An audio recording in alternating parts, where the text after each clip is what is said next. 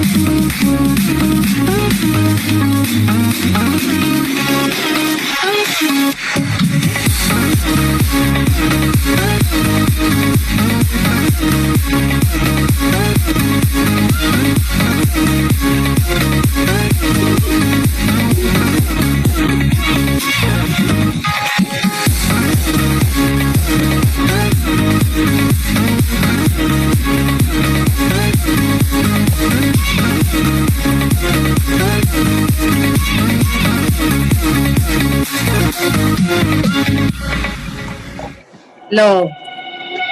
Hello.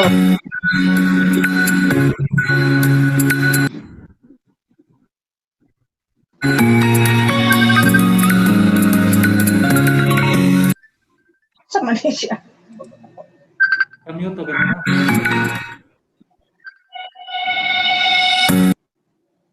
Hello?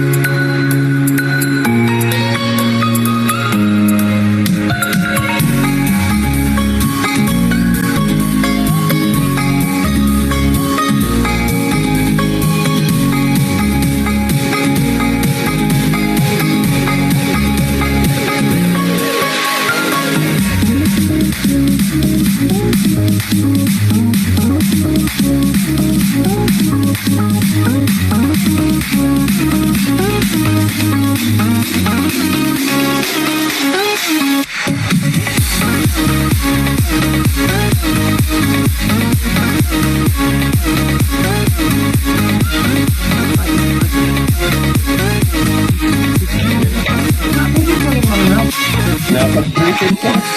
Apa? Iya. Ano yun na? Ayaw. Dito nga. Black. Ikaw ganyan ka. Ni? Pero sa Zoom ba yung parang ba?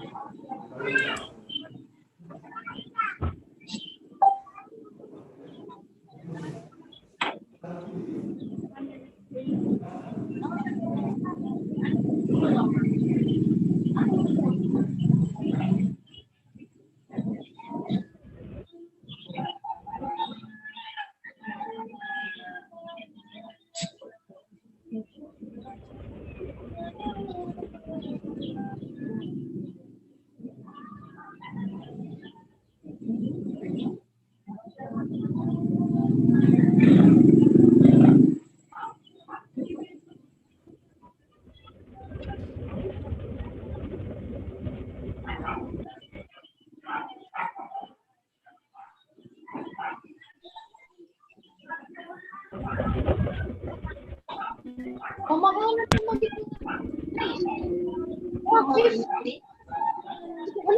Parang mahal na niya.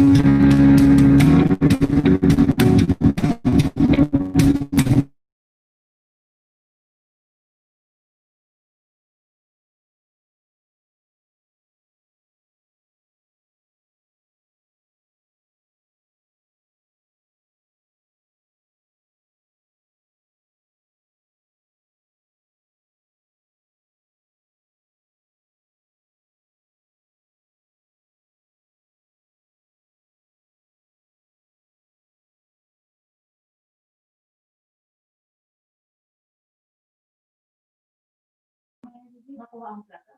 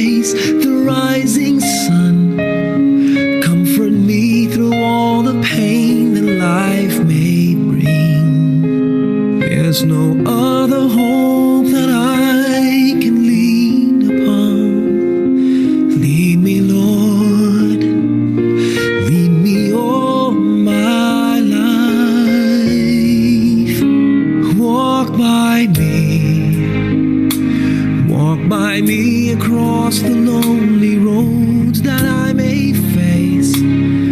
Take my arms and let your hand show me the way. Show the way to live inside your heart all my days, all my life.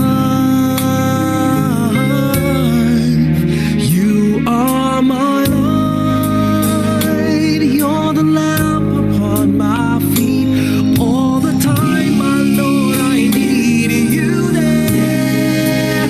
You are my light, I cannot live alone. Let me stay by your guiding love all through my life. Lead me, Lord.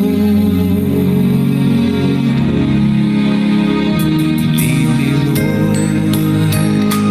Even though at times I'd rather go alone my way, help me take the right direction.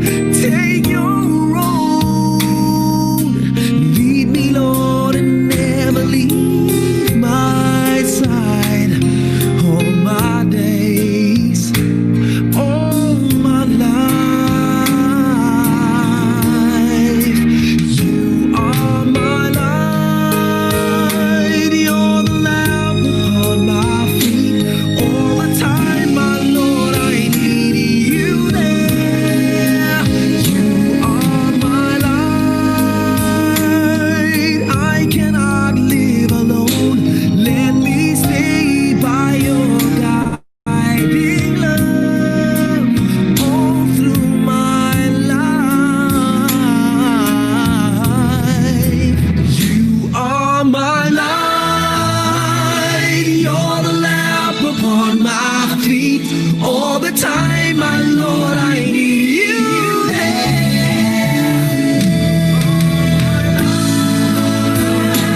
I just cannot live alone. Let me stay by your guiding love all through my life, all through my days. So lead me, oh Lord.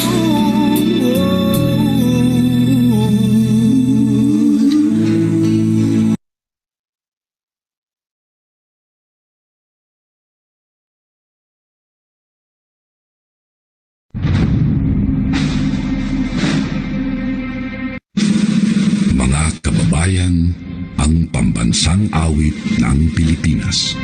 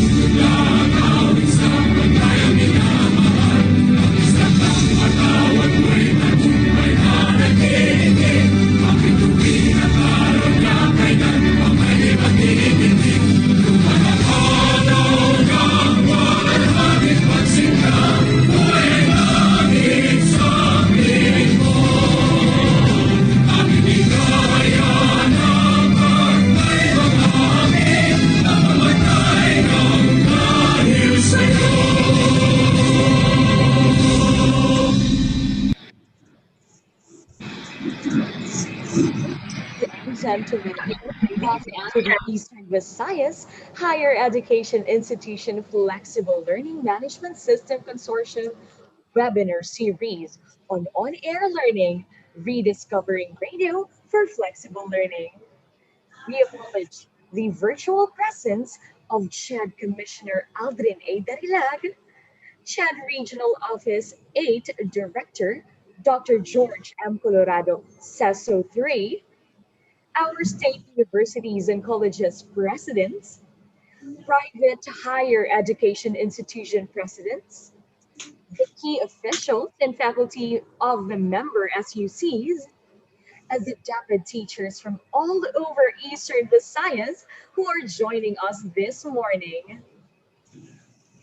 We are now live, ladies and gentlemen, straight from Samar State University, Catbalogan City, Samar, Facebook, and YouTube. Before we start, I have set a few announcements as protocols for this webinar. Firstly, if you are a viewer, your name here in Zoom, Facebook, and YouTube shall appear coded by your school or agency affiliation underscore your name. Next, please mute your microphones all throughout the duration of the program.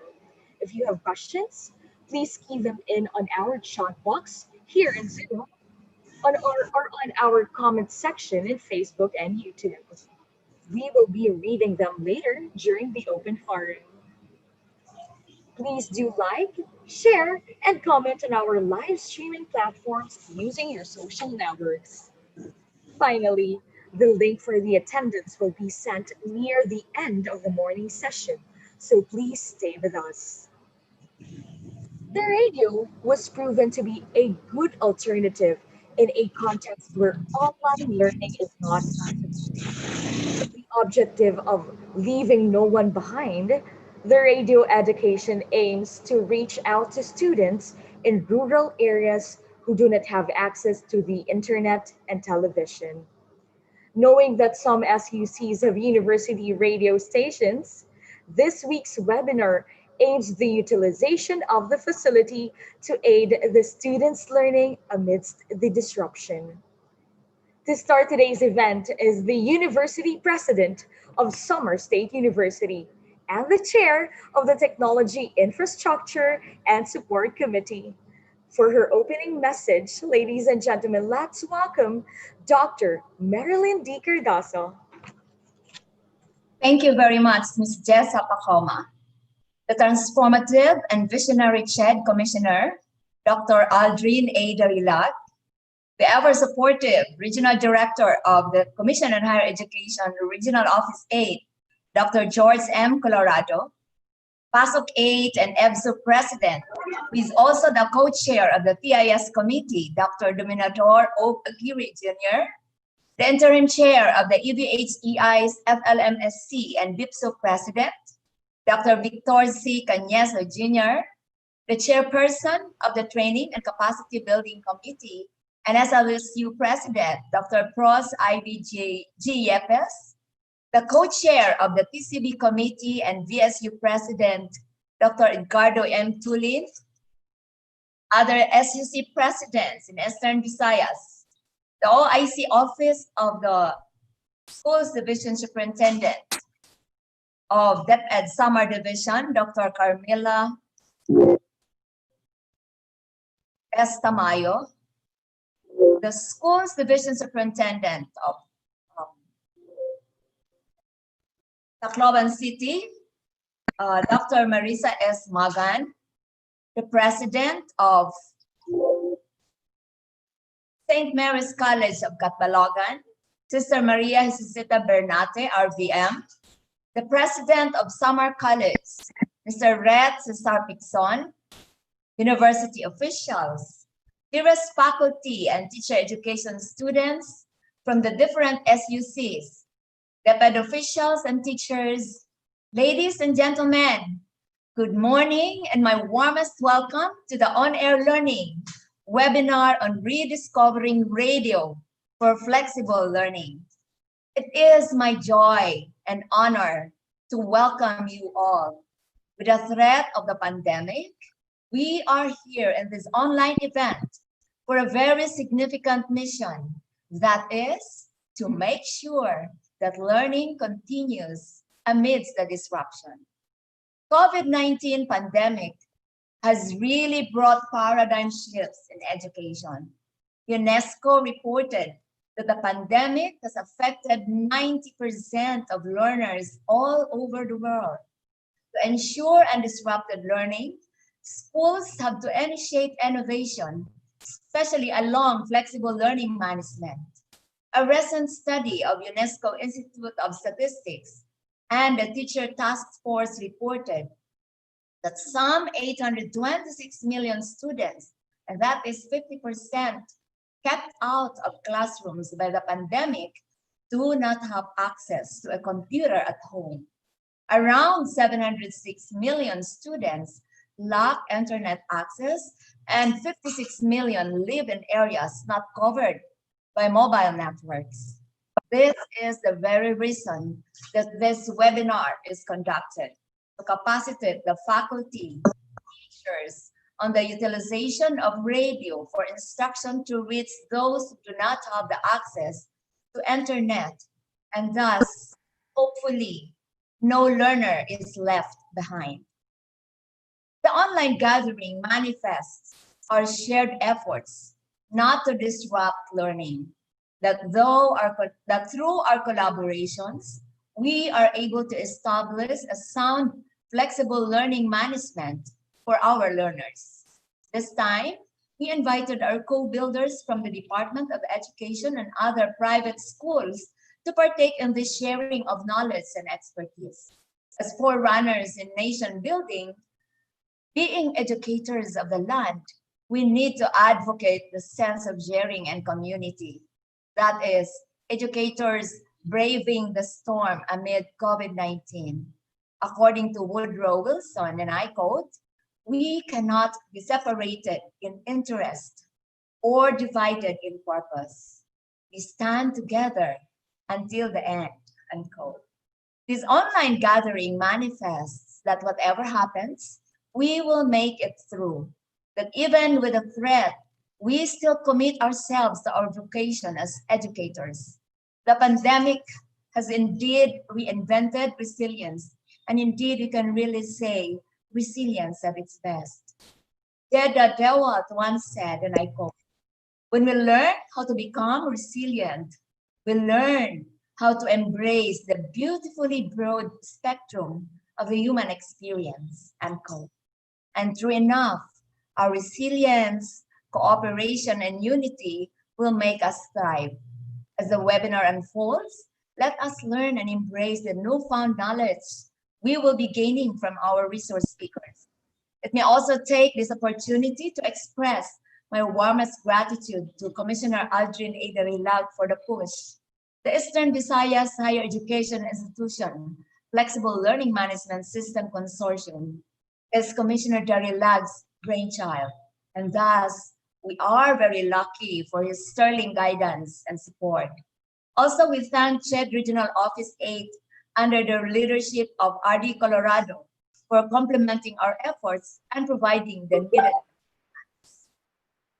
Our resource speakers, University of the Philippines, Los Baños. Amid your hectic schedule, you find time to share your expertise to the educators of Eastern Visayas. Thank you so much, gentlemen. And of course, to my fellow presidents, officials and teachers of the Department of Education, other officials, dearest faculty and students from the different SUCs and HEIs, our heartfelt thanks. To the hardworking and commendable spirits of the people from SSU Kaopod, UYSY 102.9, and the PIPs from the Publication Office under the leadership of its director, Dr. Redentor Escalencia, as well as the entire academic community of Samar State University and Eastern Visayas State University, the hosts of this webinar series. Thank you so much. Have a fruitful and rewarding week ahead. Stay safe and God bless us all. Mabuhay. Thank you so much, Dr. Marilyn D. Cardoso, Samar State University President. Truly, it is our mission to make sure that learning continues amidst the disruption. At this point, we are so pleased to have with us this morning the youngest commissioner of the Commission on Higher Education. As we all know, the consortium will not be birthed if it wasn't because of his passion as an academician, researcher, and administrator. To give his message is the Honorable CHED Commissioner Aldrin A. Darilag. Thank you, Professor Jessa Pacoma, for that very generous introduction.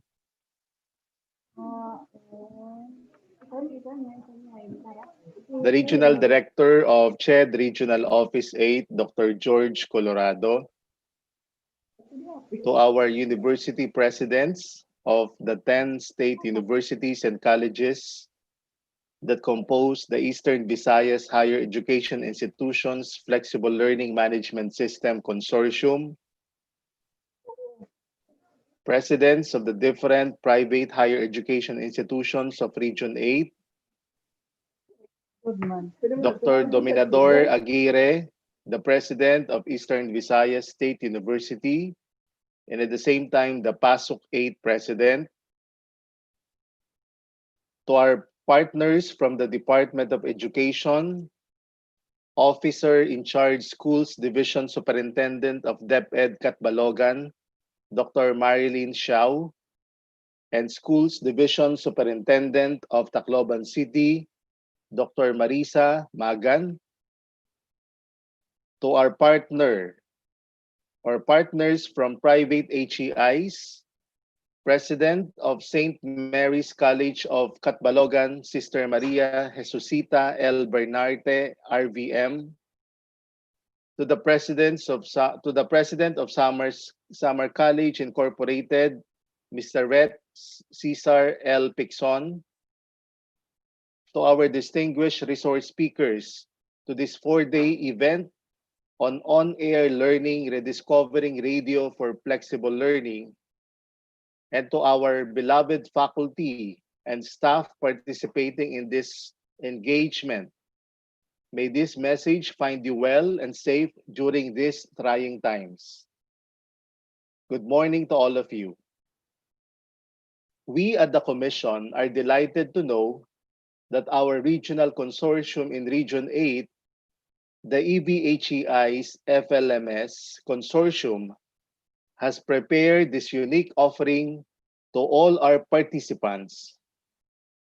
Rare is it to find a well-designed webinar that focuses on the use of offline modalities, as most professional development programs already provide a deep understanding of online modalities.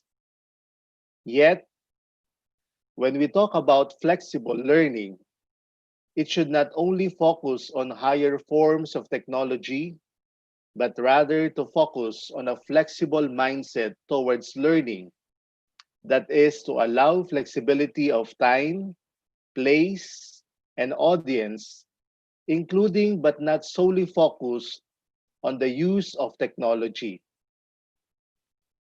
Through this webinar series on on-air learning modalities, the vision of the Commission is further strengthened. That is to equip our teachers with a mindset, knowledge, and competencies to maximize the affordances provided by a wide range of technologies from on-air to online to offline, so we can truly make education inclusive and accessible to our students.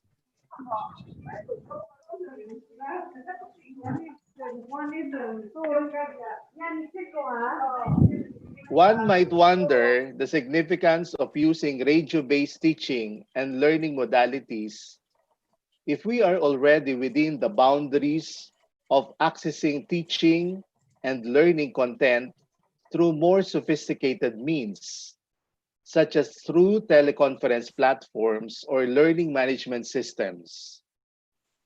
This is an important question for us at the Commission, because while there are benefits of using the internet, not all Filipino households have access to it. Salamat.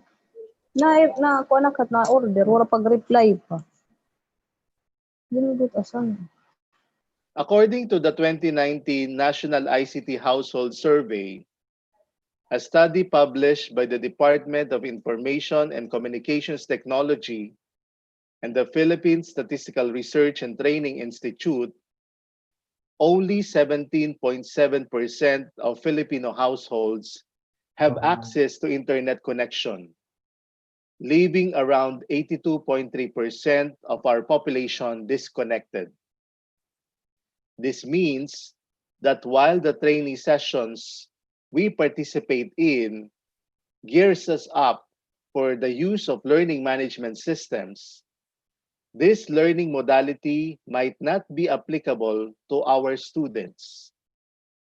In Region 8 per se, only 16.6% of households have access to the internet, whereas 83.4% do not.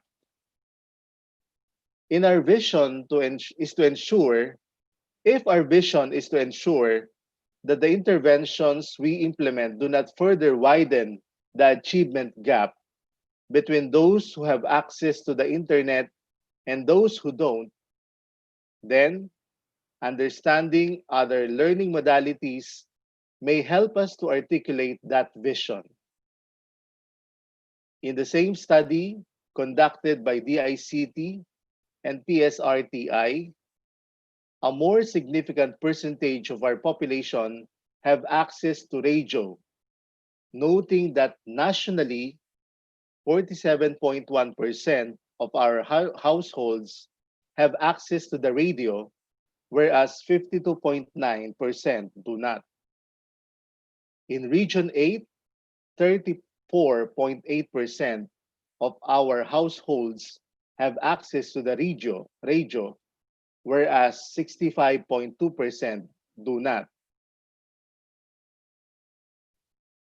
While this study illuminates the reality that there are still households who do not have access neither to the radio or the internet, this study also magnifies the power of on-air learning and the importance of designing more relevant and inclusive learning experiences based on the current actualities of our students. On behalf of the entire Commission, I would like to thank again the EBHEI's FLMS Consortium for continuing to help address the education crisis we are facing today through timely and meaningful learning experiences to our faculty. Thank you for being a prime example of what bayanihan should look like in the new normal. To end, I would like to reiterate the importance of collaboration and collegial relationships with each other. Only through this systemic, whole of society approach can we survive and combat the repercussions of this pandemic for our students and for our nation. Muli, marami pong salamat sa inyong lahat at mabuhay po tayong lahat.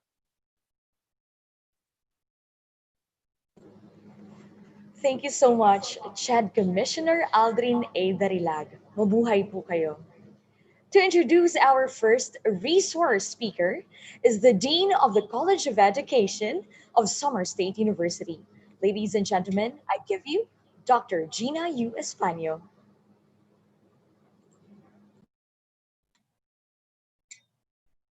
Good morning, everyone.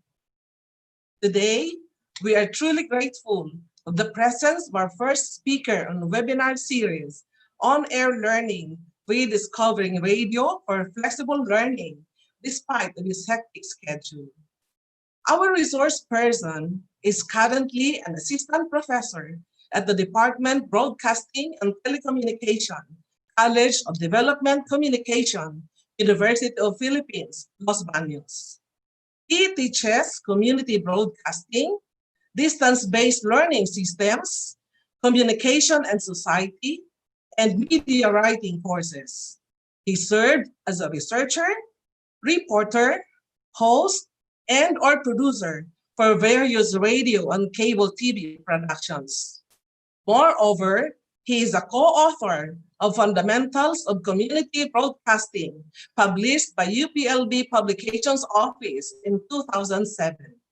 He earned his Bachelor of Science and Master of Science in Development Communication degrees from UPLB in 1997 and 2007, respectively. Ladies and gentlemen, our speaker for session 1, radio overview, roles, functions, and relevance of radio to education in the new normal. We have Associate Professor Lester P. Ordan.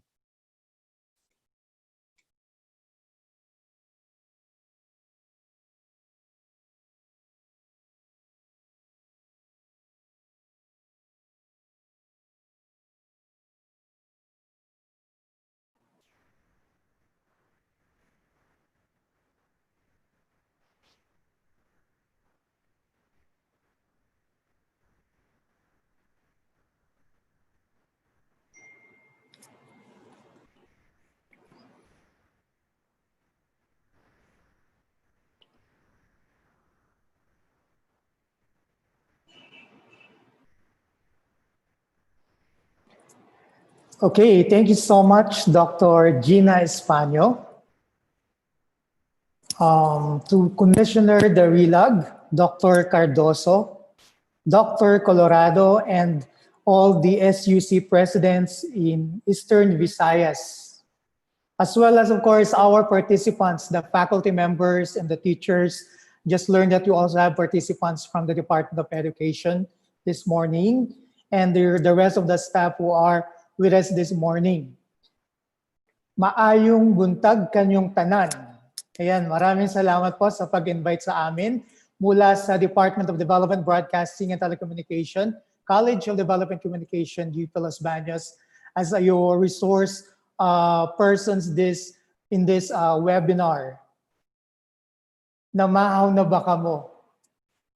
Ayan, ako po, I just take my breakfast a few minutes ago. I hope nag-breakfast na rin po kayo. So I asked my friend, who is a resident of Tacloban City, to translate these words for me. But she also insisted to say this, maupay nga aga ha iyong nga tanan, para naman daw sa mga waray speaking participants natin.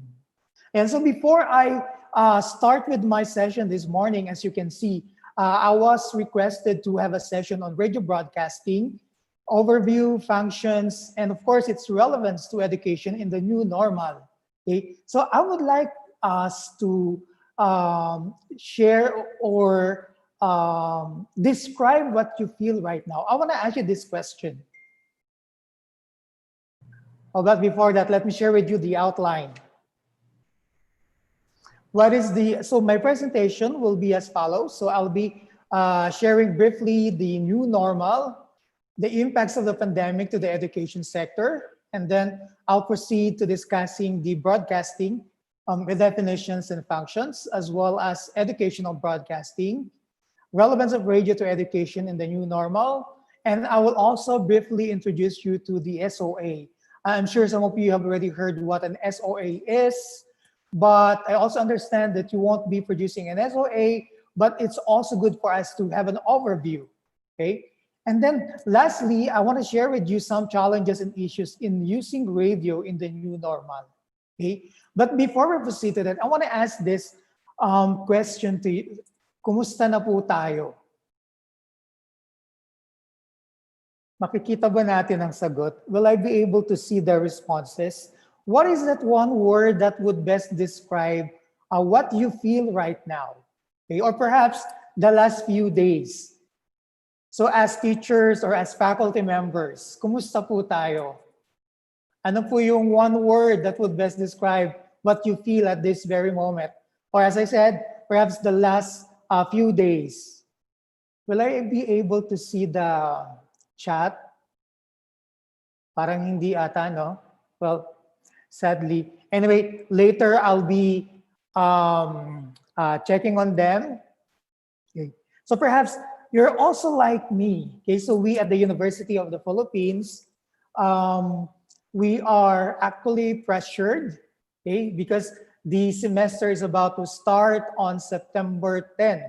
Okay, and like most of you, we are actually busy preparing course materials. Well, in our case, we call it course packs to be distributed to our students.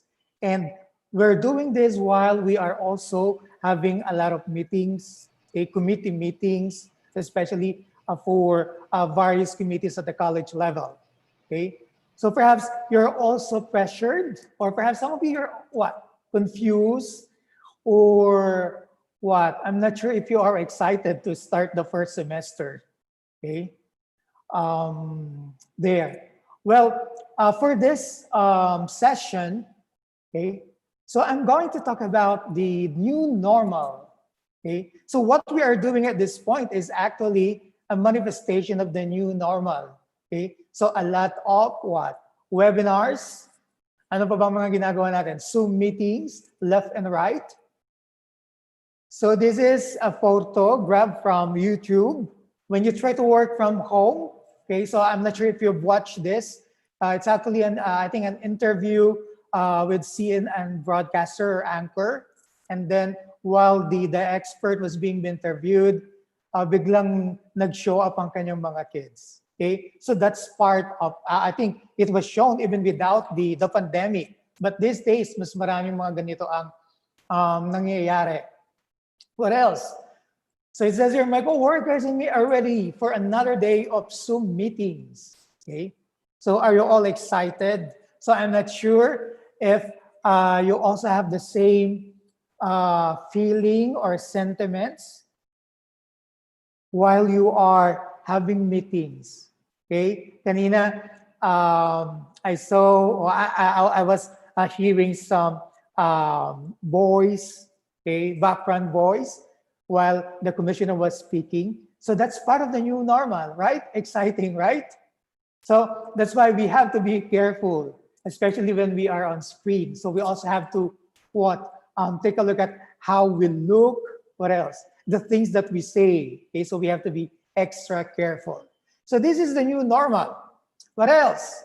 I got this. Oh, by the way, as a disclaimer, I got this. My photos, the photos that I'll be using in my presentations, 2 presentations this morning, came from the internet.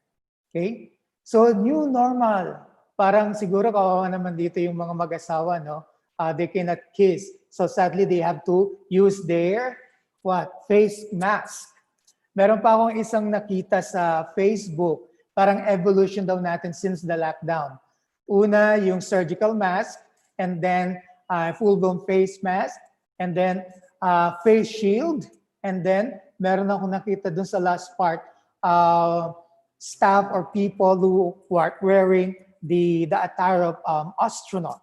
Okay, so it's funny if we're going to look at them, but that's the reality, especially because we are in a pandemic. You get a webinar and you get a webinar. Everyone gets a webinar. Okay.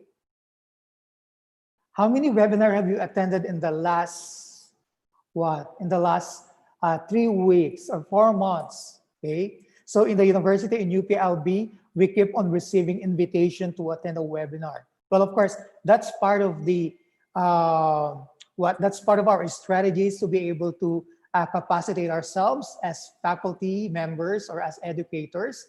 But we receive those invitations in the midst of course materials preparation.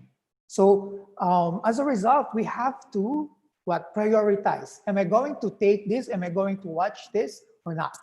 Okay. Okay, so new normal. We also have online learning, okay, or blended learning. Okay, so I'll just make this informal. Okay, I'm sure everyone is preparing for this. Okay, we were caught by surprise when we had this pandemic. Well, in UP or UP system, we're actually planning to have blended learning starting next school year, actually by June pa. Okay, June. Okay, so the university is preparing for it. But of course, because of COVID-19, so we had no choice but to prepare ourselves. Okay, we have no choice but to make ourselves ready.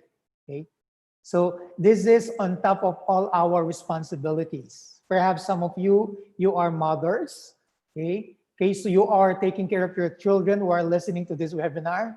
Okay, meron bang mga nakaka-relate? Or some of you, you are preparing your meal. Okay, doing this simultaneously. Okay, that's why perhaps some of you, you don't open your, you don't show your video. Okay, so online and blended learning. And then also, I'm not sure if you've heard about this. It's a VUCA world. Okay? So sa Tagalog or in Filipino, hindi po ito yung buka or open. Okay? It's VUCA. I'm not sure if you've heard about this. Okay? I'm trying to look at the response, I mean, some of your feedback. Okay? Hindi ko alam kung saan siya mag-appear dito sa screen ko. Kanina, nakikita ko yung chat. Anyway, at this point, hindi na. So anyway, so it's VUCA world. What is VUCA? Okay, so if you've heard VUCA, perhaps you understand what I'm trying to say. Okay, because we have the pandemic. Okay, pero for those who haven't heard this catchword or catchphrase, VUCA stands for volatility, uncertainty, complexity, and ambiguity. Okay, or ambiguous.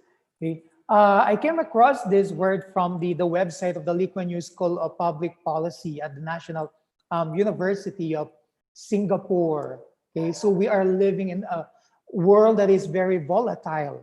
Okay, so meaning the speed of change in the industry or sectors. Grabe magpalit, grabe yung mga changes in various industries, in various markets, or even the world in general. Look at the iPhone. Okay, we have 4G, right now we have 5G. So after that, what's next? Okay, so volatile. Okay, what else? Uncertainty. So the extent to which we can confidently predict the future. Okay, so for us, it's important, especially for leaders or even educators, it's important for us to know the future. Okay, as somebody said, as leaders or even as educators, we should be able to predict the future. Okay. But there is a greater or a bigger challenge. If you're a leader, especially leader of various educational higher institutions, okay, sabi, if you cannot predict the future, you must be able to what? Create the future. But of course, that's a very huge or big challenge. So it's uncertain. Okay? We also hear the news, world news, global news. We hear from CNN, we hear from BBC, or even in our local broadcast stations. Okay?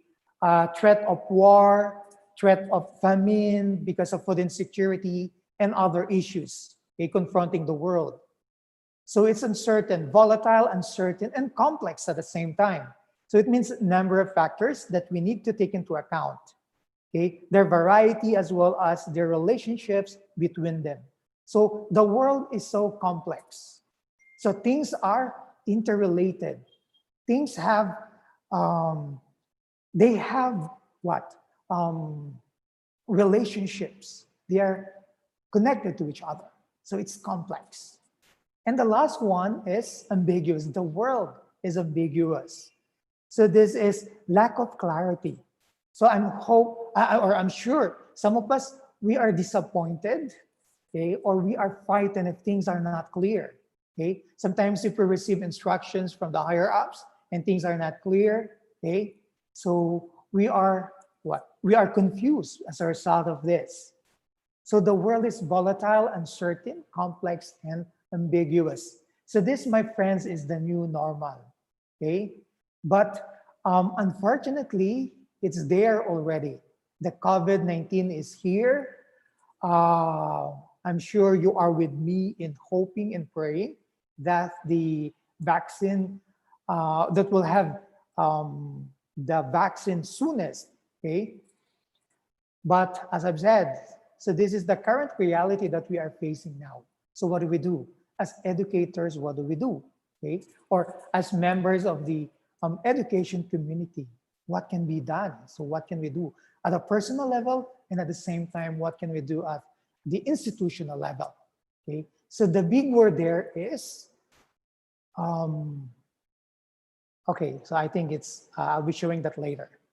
So the new normal, according to American Dictionary, this is a previously unfamiliar or atypical situation that has become standard, usual, or expected. Okay, so that's how they define the new normal. So in our reality, so these are the specifics. Okay, so I'm not so sure about the extent of lockdown in your area or in Eastern Visayas. Okay, so in Mindanao, we have, or I mean, in Mindanao or Visayas, or well, in Luzon, because we have the most number of cases, okay, even here in Laguna. Okay, so we have lockdown, we have quarantines. People are asking, kaya pa ba natin? Okay, so that's a big question, right? So wearing of masks or face shields, frequent hand washing, physical distancing, work from home, and then for mothers or parents, homeschooling or online learning. So this is a part of the new normal. Okay, so hindi ko.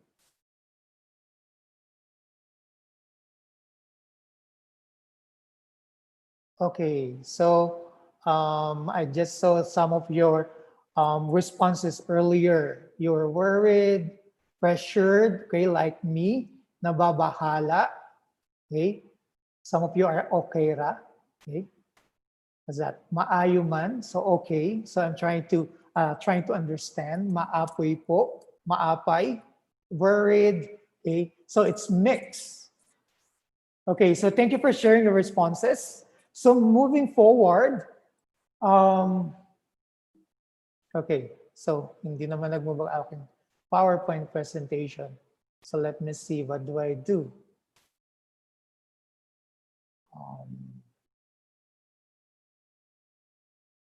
Okay, so earlier I said, if we are faced with this kind of reality, so what do we do? Okay, so as mentioned, or as shown here on the screen, the big word here, adapt. Okay, so we have no choice but to adjust. We have no choice but to adapt. Okay, even sometimes with a heavy heart, right? So receive memos from our school administrators. But friends, ladies and gentlemen, in times like these, especially as educators, yeah, I think we should be ready to embrace, or we should be ready to sacrifice. Perhaps some of you are saying, oh, Lester, I've already sacrificed a lot, okay? I think, siguro what can I say is, if we can give more. Okay, so that's the thing that we can do, or we should do. Okay, have a problem moving my...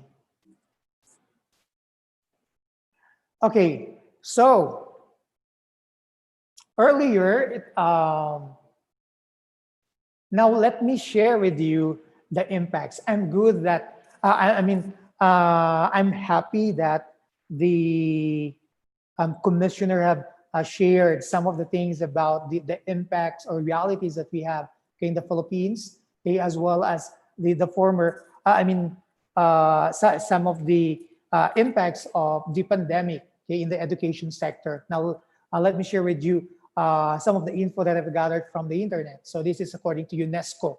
So according to them, 2020, if I'm not mistaken, this information was uploaded June 2020. Over 1.5 billion learners in 165 countries are affected by the pandemic, or specifically by the school closure.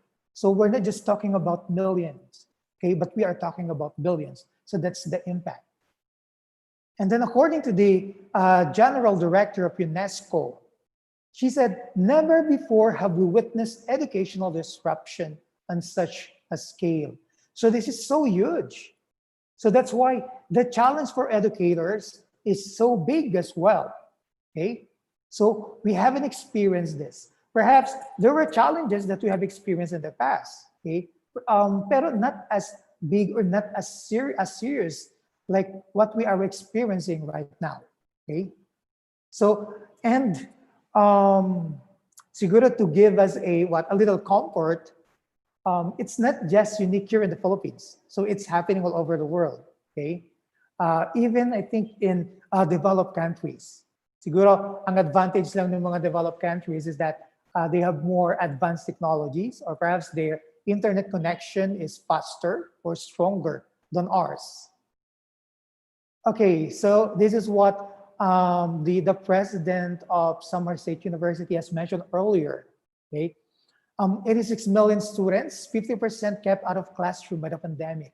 Okay, so they do not have access to computer at home.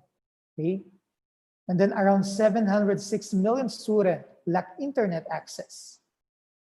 And 56 million live in areas not covered by mobile networks. Okay, so this is the impact. And also, it also shows the reality, okay, that somehow give us the reason, okay, or even the urgency to be able to do something.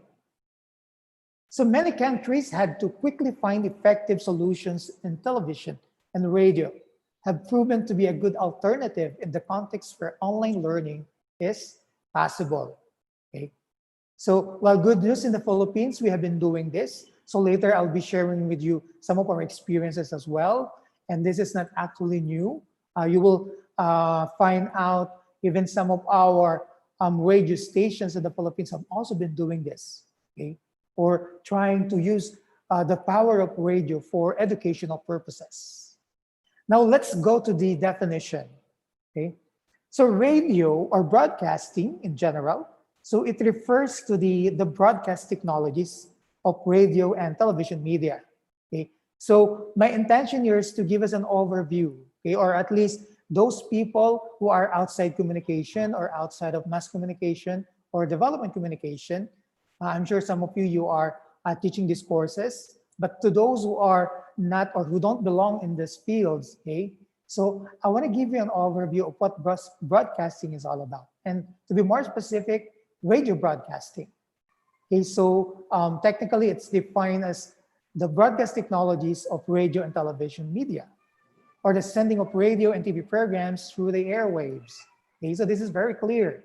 Okay, so when we talk about broadcasting, it refers to both radio and television technologies. Then you have here the way how we send radio and TV programs. It's through the airwaves. So perhaps some of you are asking, what about cable television? Is it part of broadcasting? Well, technically speaking, it's not included in the definition of broadcasting, okay? Because we transmit messages not through the airwaves or in cable television. We transmit messages not through the airwaves, but through, as you have there, the word cable, okay? So if you don't have a cable or a connection, we won't be able to receive the message or the programs being offered by various cable TV companies. Okay, so what else? By Sterling and Kittros, transmission of music. So you have here, these are the specifics or the contents, okay? Music, speech, pictures, informs that the public will be able to understand. Now on a regular and announced schedule, and then of course, on a frequency band for which the public has receivers, and by a station licensed by the government. Okay, so this is also important, okay? So you won't be able to receive the programs, obviously, if you don't have the radio or TV receivers, okay? You won't have that, or you won't have access to that, okay?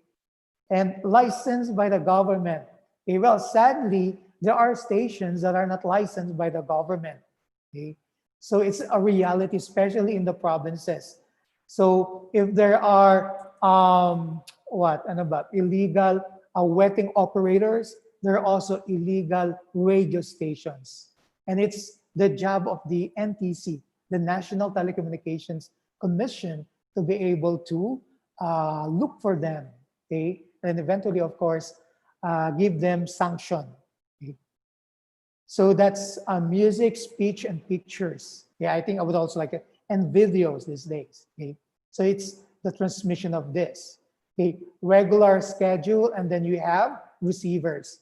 Okay, now it's also mentioned, I think I'm also going to add, okay, some of you perhaps you've heard of digital broadcasting or digital radio or digital television, okay?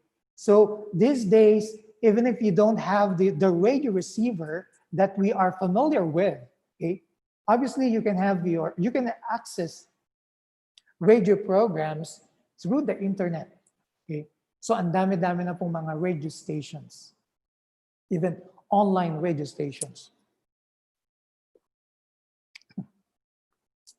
Okay, now let me now discuss with you the functions. So when we talk about broadcasting, what are the functions that we think of? Okay, so as you can see, this is the most obvious, okay, or perhaps the most utilized. So broadcasting, both radio and television, they serve this function. Okay, to what? To give information, to dispense information to the public or to the audience, to the various listeners or television viewers. Okay, so this is in the form of news. So you have that news programs, documentaries, even talk shows. Okay, so these are informational programs. So that's one. Okay, so that's why we get updated when there are what typhoons coming, especially in your area, in your region. Okay, so we get to know them through the broadcast media, okay, or especially in radio, if we are tuning into our favorite local radio station. Okay, so we get updates from announcement, for example, in the community.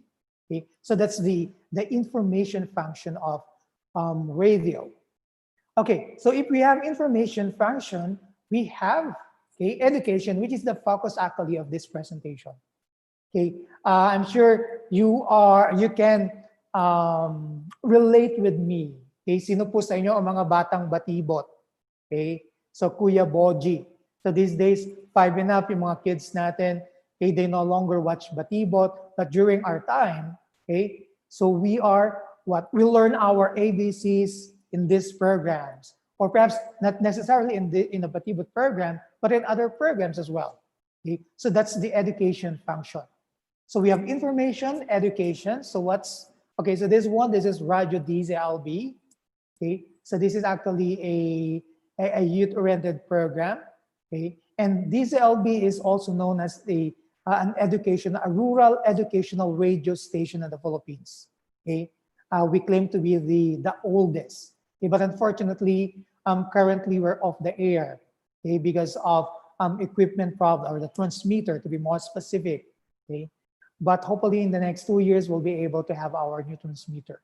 Okay, but these days we have also adjusted or adapted to the situation. So we are showcasing our program via the internet. So we have DZLB online. Okay, and then the last one, okay, entertainment. Okay, so perhaps some of you listen to your program as to be able to get entertainment. Okay, we want to be entertained. We want to watch It Bulaga, okay, or Wawawi, okay, or other programs that may entertain us. We want to watch drama series, okay, Korean novela, okay. Sino po ang mga mahilig manood ng Korean novela? Okay, so we tune into these programs because of entertainment. We want to what? We want to relax, especially if we are so tired during the day, the whole day, we've been very busy in our work, okay? So we relax, okay? So that's why we look for entertainment. Okay, so in radio, so what do we have? Okay, you listen to FM stations. What else? Radio drama. By the way, before, especially in the 80s, 70s, and 80s, I think even up to the 90s, radio dramas are very popular, okay? Especially in the countryside, as a form of entertainment. Okay, so we'll look forward to the next episode of a certain drama. Okay, so there's one Provinciano. Okay, sadly naputol because of the license issue of ABS-CBN. Okay, but I think they're also streaming online. Okay, so na-recall niyo pa ba siya? So we get our entertainment from the broadcast media. So these are the 3 functions of broadcasting. Okay, radio, to be more specific, we have information. What else? We have education and entertainment function. Okay, so again, so this is just an overview. Some of these things can be expounded or expanded into one course. So we have specific courses that will deal with this. Okay, now let me share with you what educational broadcasting is. So let me check the time. Okay, so this is educational broadcasting. So this is the thing that you are going to do when you produce your educational broadcast. Okay, so I understand you will also be producing a program, right? Recorded program. Okay, so I think that also adds an element of excitement because you are not just going to listen in this webinar, okay, but in the next a few days you are going to produce as well. So I'm not so sure about the dynamics of it, how we are going to do it.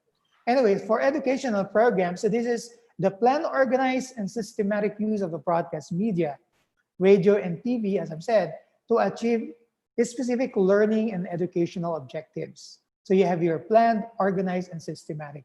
So in other words, you don't just decide, I want to air an educational program tomorrow. No, you can't do that. So it must be planned ahead of time. Okay. Well, unfortunately, in our case, in our reality, so we're given only a few, few weeks or days to be able to produce the program. Hopefully, we will have the energy, the passion, the excitement, okay, to be able to produce these programs. Okay, so moving forward. So these are the characteristics. Programs are arranged in a series to assist cumulative learning. So this is the program that I'm talking about. So the educational programs. So they are arranged in a series. So in other words, you don't just air episode something or one, okay? So you plan for it, a series of topics that you're going to broadcast, for example, in the next 2 months, okay? Or in the next, say 3 months. So depending on the duration of your program, okay? What else? Explicitly planned with external educational advisors and education specialists. Okay, now broadcasters don't just do this, okay? So they work with other experts, the experts in the education sector. So well, in our case, so we are experts, or you are expert in your own field, okay? So hindi nyo na kailangan communicate dun sa mga expert dun sa education because knowledge expertise or expertise in knowledge is already present. Okay, so what we lack is the technical aspect of broadcasting. So that's why we have this webinar for you to have an overview of what radio broadcasting is all about. And at the same time, hopefully we'll also be able to know or learn how to produce a program. Okay. What else? Accompanied by other learning materials. Okay, so dito po pumapasok yung mga modules, yung mga readings, etc. So they don't just come as an audio material or audio visual material. Okay, so you have modules, you have learning materials, you have quizzes, depende po dun sa ating preparation. And then also equally important is the element of evaluation. So we must be able to evaluate them. And at the start, when we plan for our programs, so we should be able to plan for the evaluation schemes or procedure. How am I going to evaluate this program? What am I going to evaluate? Okay, for example, your lesson is on language, okay, or grammar, a specific subtopic. So you must be able to evaluate. In what way are you going to evaluate that? Okay, so assessment. So those are characteristics. Now, when we talk about educational broadcasting, there are 2 types or 2 groups. One is formal education, or called broadcasting for school education, or instructional broadcasting. So this is the example or the broadcast material that you're going to produce belong to this category. Okay?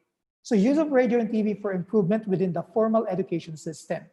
And then in other words, your target group is those people who are attending the school. So in our case, could be college students, okay? So I'm not so sure if you're also going to produce a radio program, educational program for those who are taking MS or MA or PhD or graduate programs, okay? Or it could also be intended for children. So those who are enrolled in the school system, current education system. So that's the first group. The second one, it's the opposite, non-formal education or broadcasting for out of school education. So in other words, this is democratization of educational opportunity. So we want to have access. We want to provide greater access, wider access to education.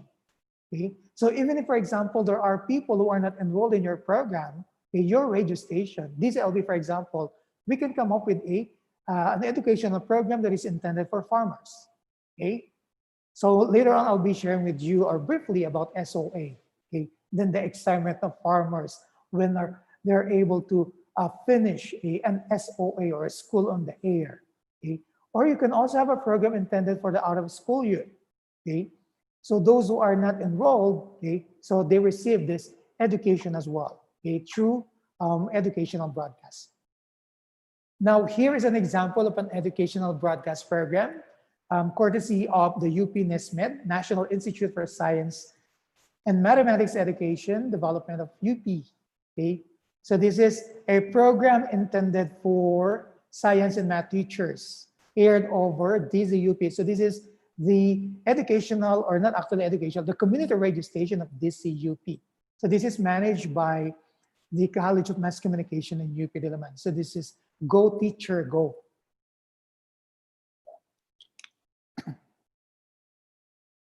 Okay, so these are some examples of what they have already featured in their programs. I had an advisor. What she did was evaluate the effectiveness of the programs. Okay, well, unfortunately, that time, her problem was that she found it difficult to look for the viewers, or not actually viewers, the listeners, okay, of the radio program Go Teacher Go. But I think this time they have more listeners. Okay, they are also available online. Now this is an educational radio station in Lawag City. I got it from the internet, and this is way back, I think, in May. So they are preparing. So this is Step Ed partnering with a local radio station to be able to offer their programs. I mean, the content, the curriculum, okay, the modules over the radio. Now, so what's the relevance? Okay, what's the relevance of radio? Why use radio for flexible learning?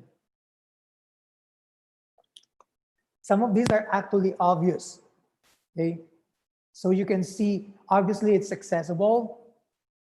It can reach a large number of people or students at one time. Okay, so perhaps comparing that with face-to-face, okay, or even online because of people who have limited access to the internet. So we have that accessibility. Okay, what else? Production time is obviously shorter. Okay, well, this is compared to TV production. Okay, so in your case, you are required, okay, to come up with a very short program. Okay, I'm not sure the length of time that will be given to you. Okay, so the good news is that it's possible. Okay, especially these days. Okay, because we do digital broadcasting, or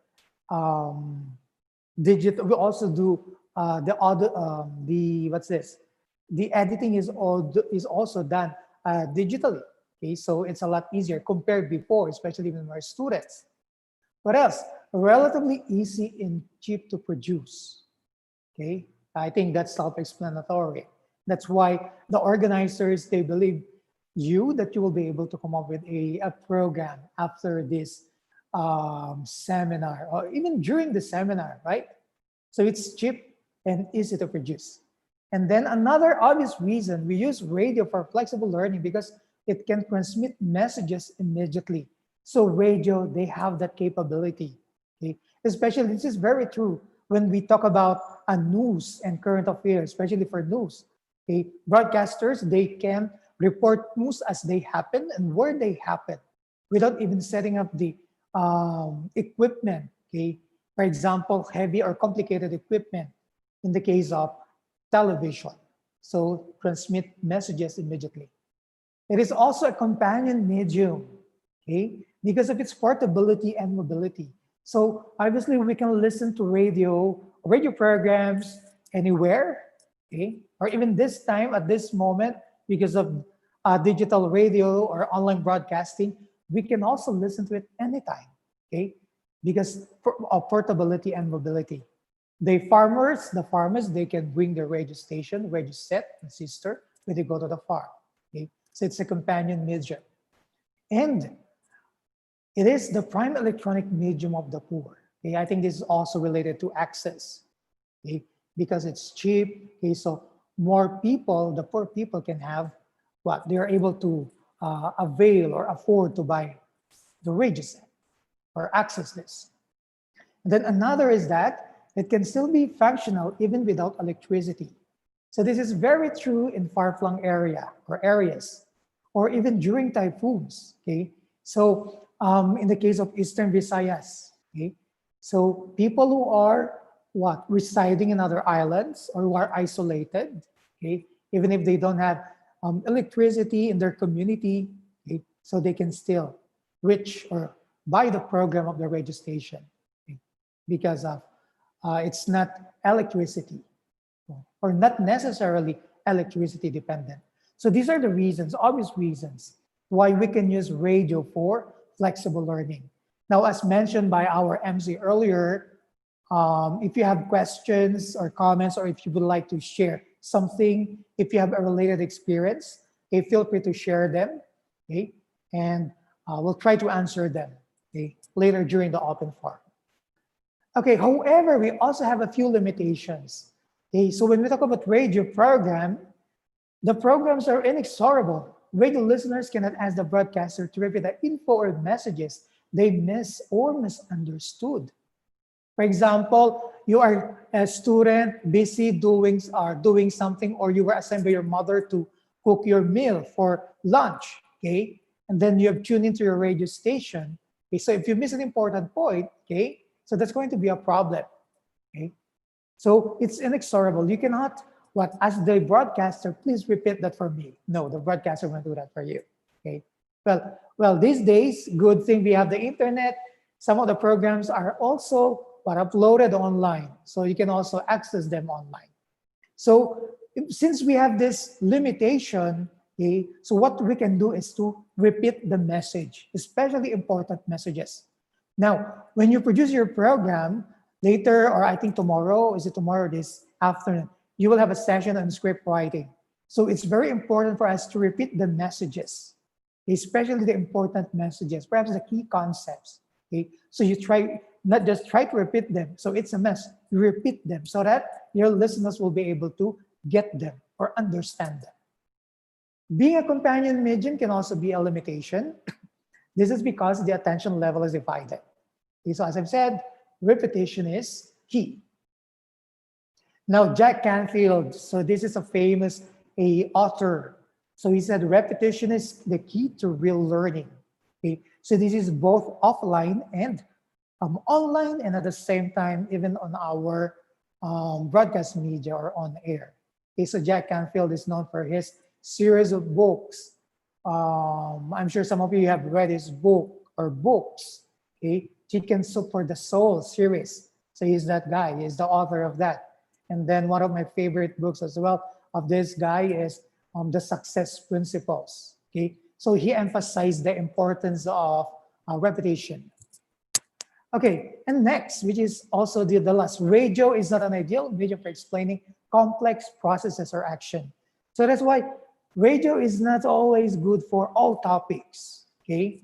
So I'm not sure the topics or the subject matter that you are teaching. Perhaps you are wondering, or you are asking yourself, can I teach this over radio? Or can I translate or transform these messages or this model into a radio broadcast or radio program? So this could be a big challenge for us. Okay? In cases like that, what we can do is we use the audiovisual medium, which is television. Okay. Okay. Now, this is the next part. I think this is the last part of my presentation before we go to our open forum. So let me introduce to you to the SOA. As I've said earlier, those who are part of the communication departments or field, masscom, okay, devcom, or I think even communication arts. Okay, so some of you may have heard about the SOA. So what is an SOA? Well, in our case, we ask our students to produce this for a semester, okay, even way back. Okay, so we offer a distance, or specifically a broadcast-based distance learning system. Okay, so it's a semester, 1 semester course. So my intention here, I want us to just be aware of the extent of this, and perhaps if this is relevant for you, okay, you may want to produce this, or perhaps, or even in the future, okay, not necessarily in the near future or this semester, okay, but in the next semesters, okay, or perhaps it depends on your radio station as well.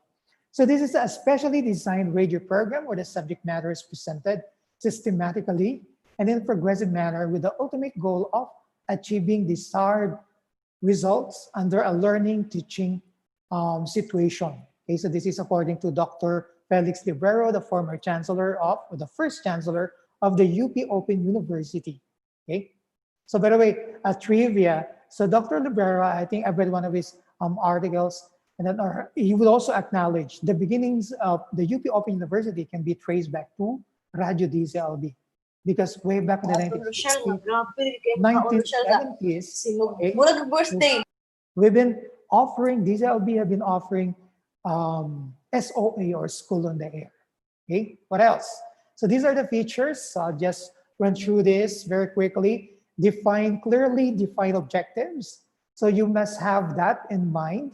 So the things that we want to achieve and how we are going to achieve them. So what's your objective for coming up with a program? Okay, educational objectives. But as well planned. So I think I have already emphasized this before when I discuss about educational broadcasting. Everything must be prepared and ready before the broadcast. Okay, so this is not applicable, especially in our case, where the semester is about to start, okay, and then we're going to do the planning for 1 week. Well, that's quite impossible. Well, I think that can be done, but it's going to be a lot of challenge on our part, okay, as program producers. So well planned. I think that's number 2. Next, single definite subject matter. So in other words, if you offer an SOA, like in the next 2 months, okay, or 1 month, okay, you are going to focus on that subject matter, one subject matter. Okay. Later, I'll be giving you examples of SOA that we have conducted or implemented in an SOA. Next, instructional in nature, but broadcasts are not undertaken under classroom conditions. So in other words, your listeners, they'll listen at their homes. They could be individually, or they can also do this in groups. Okay. So pwedeng sa bahay, pwedeng sa school if or in other areas, as we said, as I have said earlier, because of the portability of radio as a mass medium. Topics are presented in a systematic, progressive manner. Okay, so that's why you consult with an education expert so that you also arrange the topics. So for the first week, this is going to be your topic. Second week, or perhaps you're going to decide to offer, for example, air the program twice. Okay, so this is the first episode, second episode, down to the last episode. And then you have a captive audience. So you ask them to enlist. Okay, so you know your audience. For example, you have 200 farmers, or you have 200, for example, college students. Okay, if it's inside the educational system. Okay, or if you have 100 mothers.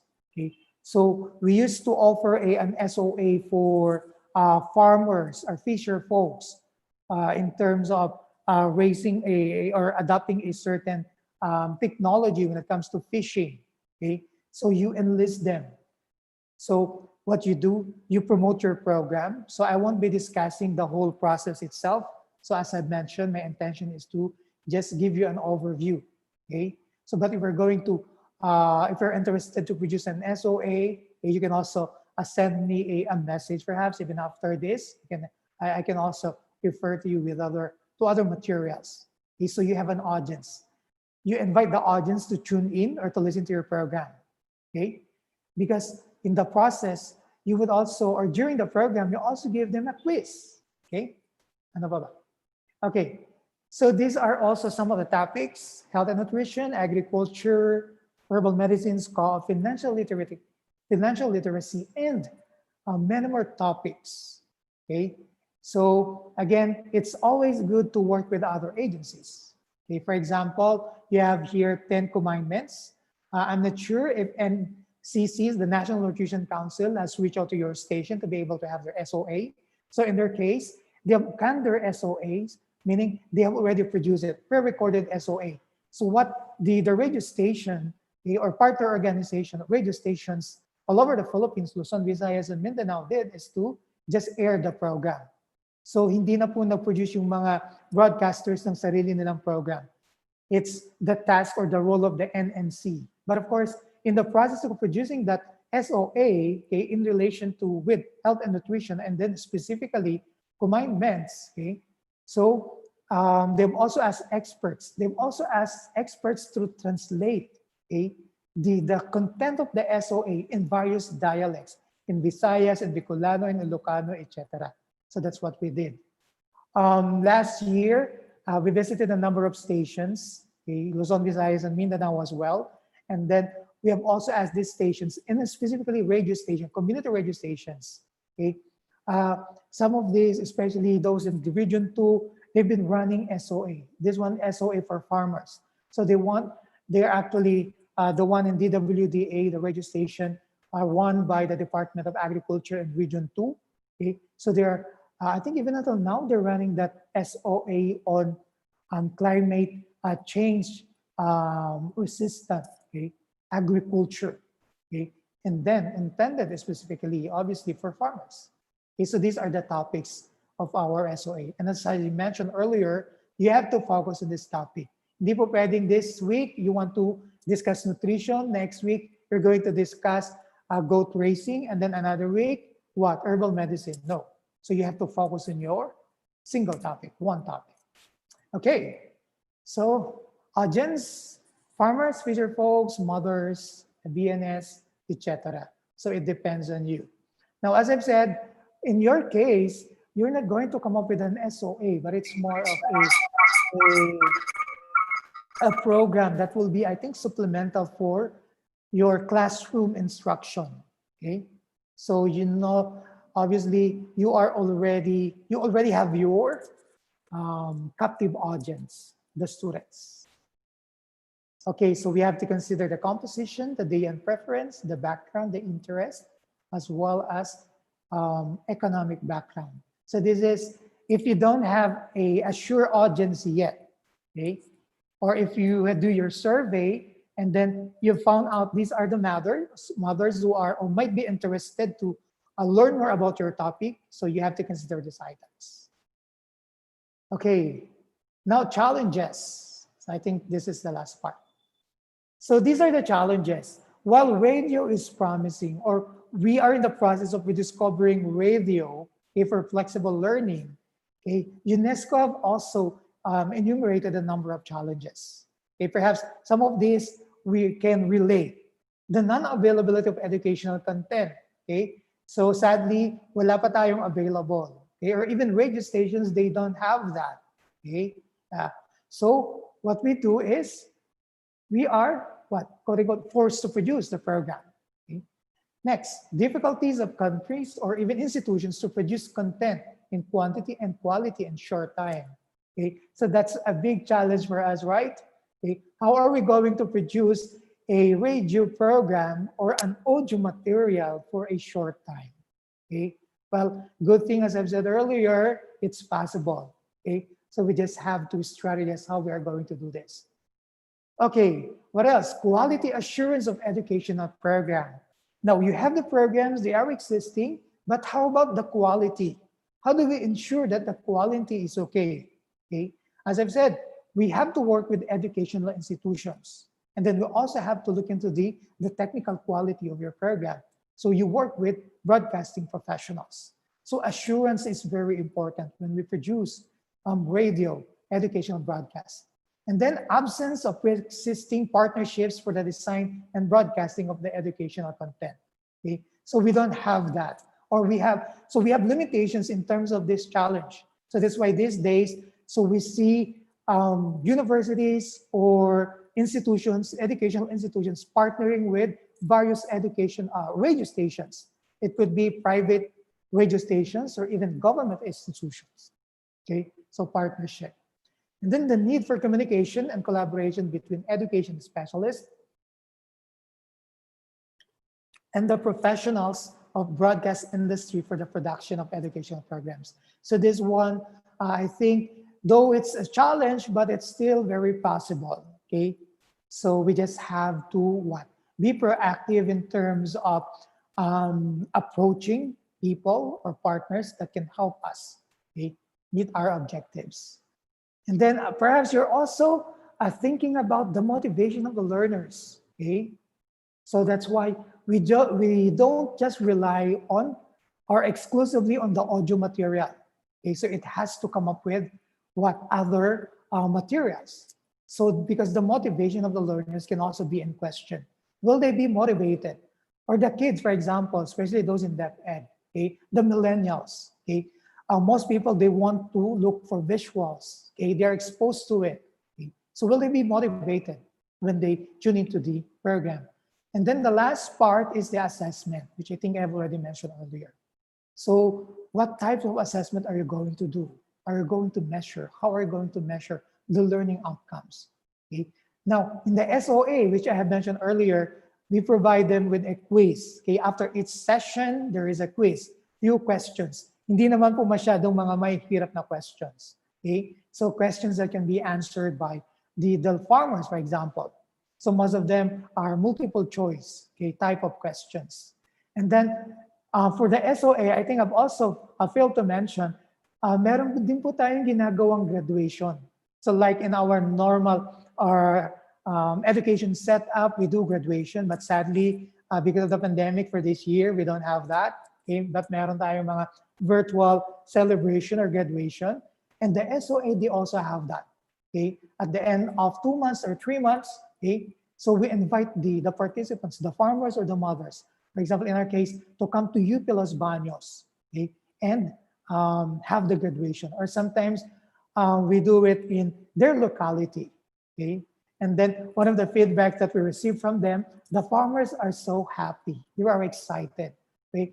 They've also earned not just a certificate for a certain agriculture-related topic, okay? They've also earned that bragging right, okay? Well, nagbibiraan po sila. Sabi nila, wow, nakapasok na rin tayo sa UP or naka-graduate na rin tayo sa UP, okay? Because you have that graduation.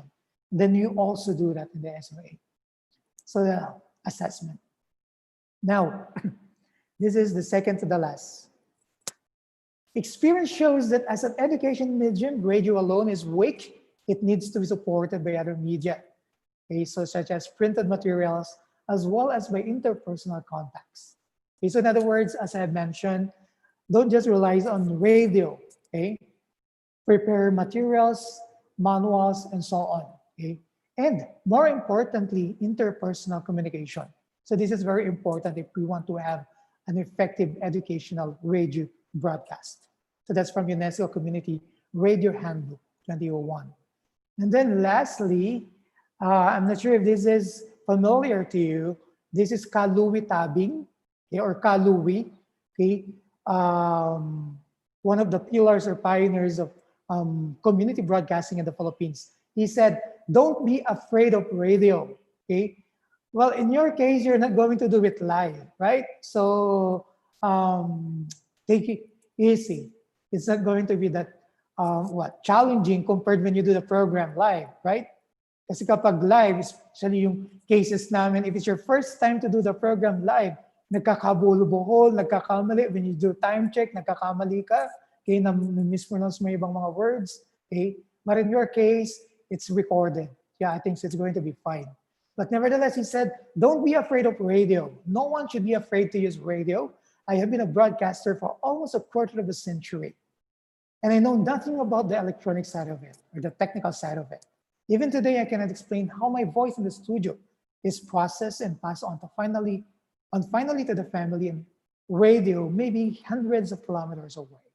So he mentioned this way back in 2001. And then, ang dami niyang experiences. So maybe you are thinking, how am I going to do this? Or how are we going to record the program? How are we going to come up with an educational broadcast with a very limited time? That's a big challenge, right? Okay. But the good news is that, as I mentioned earlier, I think I've mentioned this so many times, it can be done and it's still possible. So that is the last part of my presentation. So these are the references. So if you have questions, feel free to um, raise them. I'm not sure how we are going to do this. Is the MC going to read the questions, or are we going to allow the participants to share the screen? Thank you so much, Assistant Professor Lester Urdan. We are going to read their questions. We'll be the one to say it, sir. All right, so we are now going to move to our open forum. For those who are in Zoom, just type your questions in our chat box. For those who are watching our Facebook and YouTube live, you may key in your questions on the comment section. So we have here viewers in our Facebook Live from UEP Lawang Campus, Palanyokon Elementary School, Albalate Elementary School, Kagutian Elementary School, Cinco Elementary School, Ginsurungan Elementary School of Catbalogan City Division, One Radio 101.3 Catbalogan City Comprehensive High School, Kagudalo Elementary School of Catbalogan City Division, Bangon Elementary School of Catbalogan City. We also have Baclayan National High School Summer Division, San Andres Elementary School, Ginsurungan National High School, Balangiga Eastern Samar, Silanga Elementary School, Oras Eastern Samar. And for our YouTube live streaming, we have viewers from the DepEd Samar, from Samar National School, SSU Mercedes Campus, College of Engineering Main Campus, SSU College of Education, Catbalogan 5 District, Ginsurungan Elementary School, Socorro Elementary School, Pangasinan State University, and FSU Tacloban City. So hello po and happy watching everyone. We have now questions here and I will be reading one of the questions. First question, Professor Dan, it says, what topics or subject matters are not feasible for radio instruction? Sir? Okay. So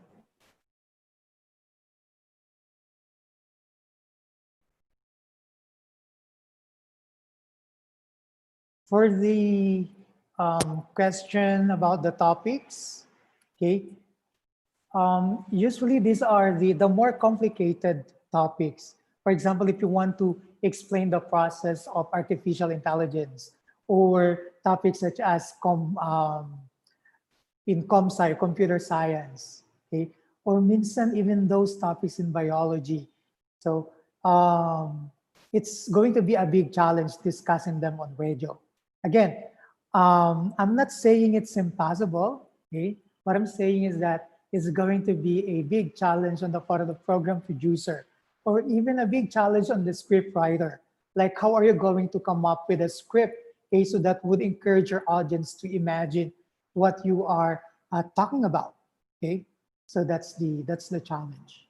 Okay? So topics that are complicated, usually topics that are technical in nature. Okay? So these are some of the topics that are challenging. Okay? Not necessarily impossible, because if you really try or if you really want to produce them, okay, so gagawin natin yan ng paraan. All right, thank you so much, Sir Lester Ardan. Those topics which are technical in nature, such as the topics in computer science, biology, those are big challenges.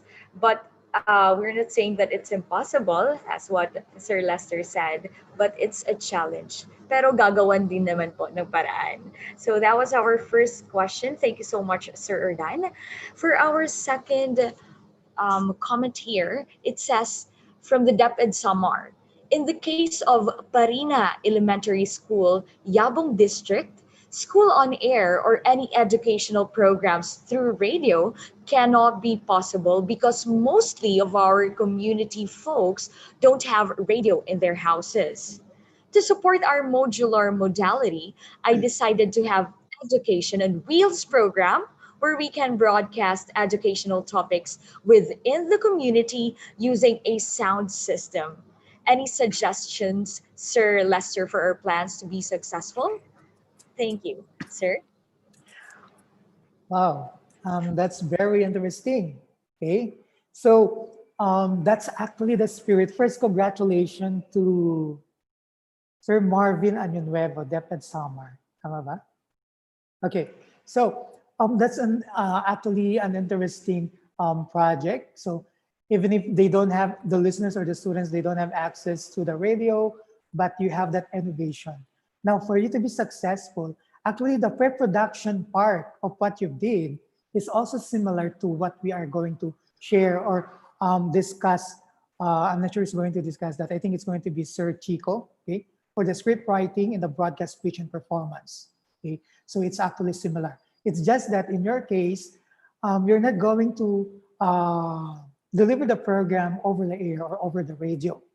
But when it comes to the voice quality, the clarity of voice, or even the delivery, okay, so you also have to look into these factors.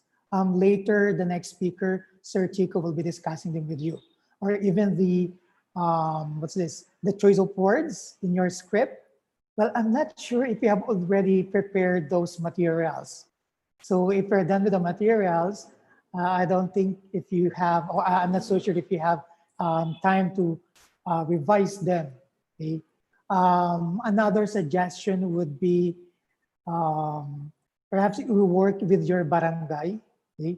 Barangay officials, so that they would also be able to help you, okay, to, you know, put your equipment strategically so that more people in your barangay will be able to hear.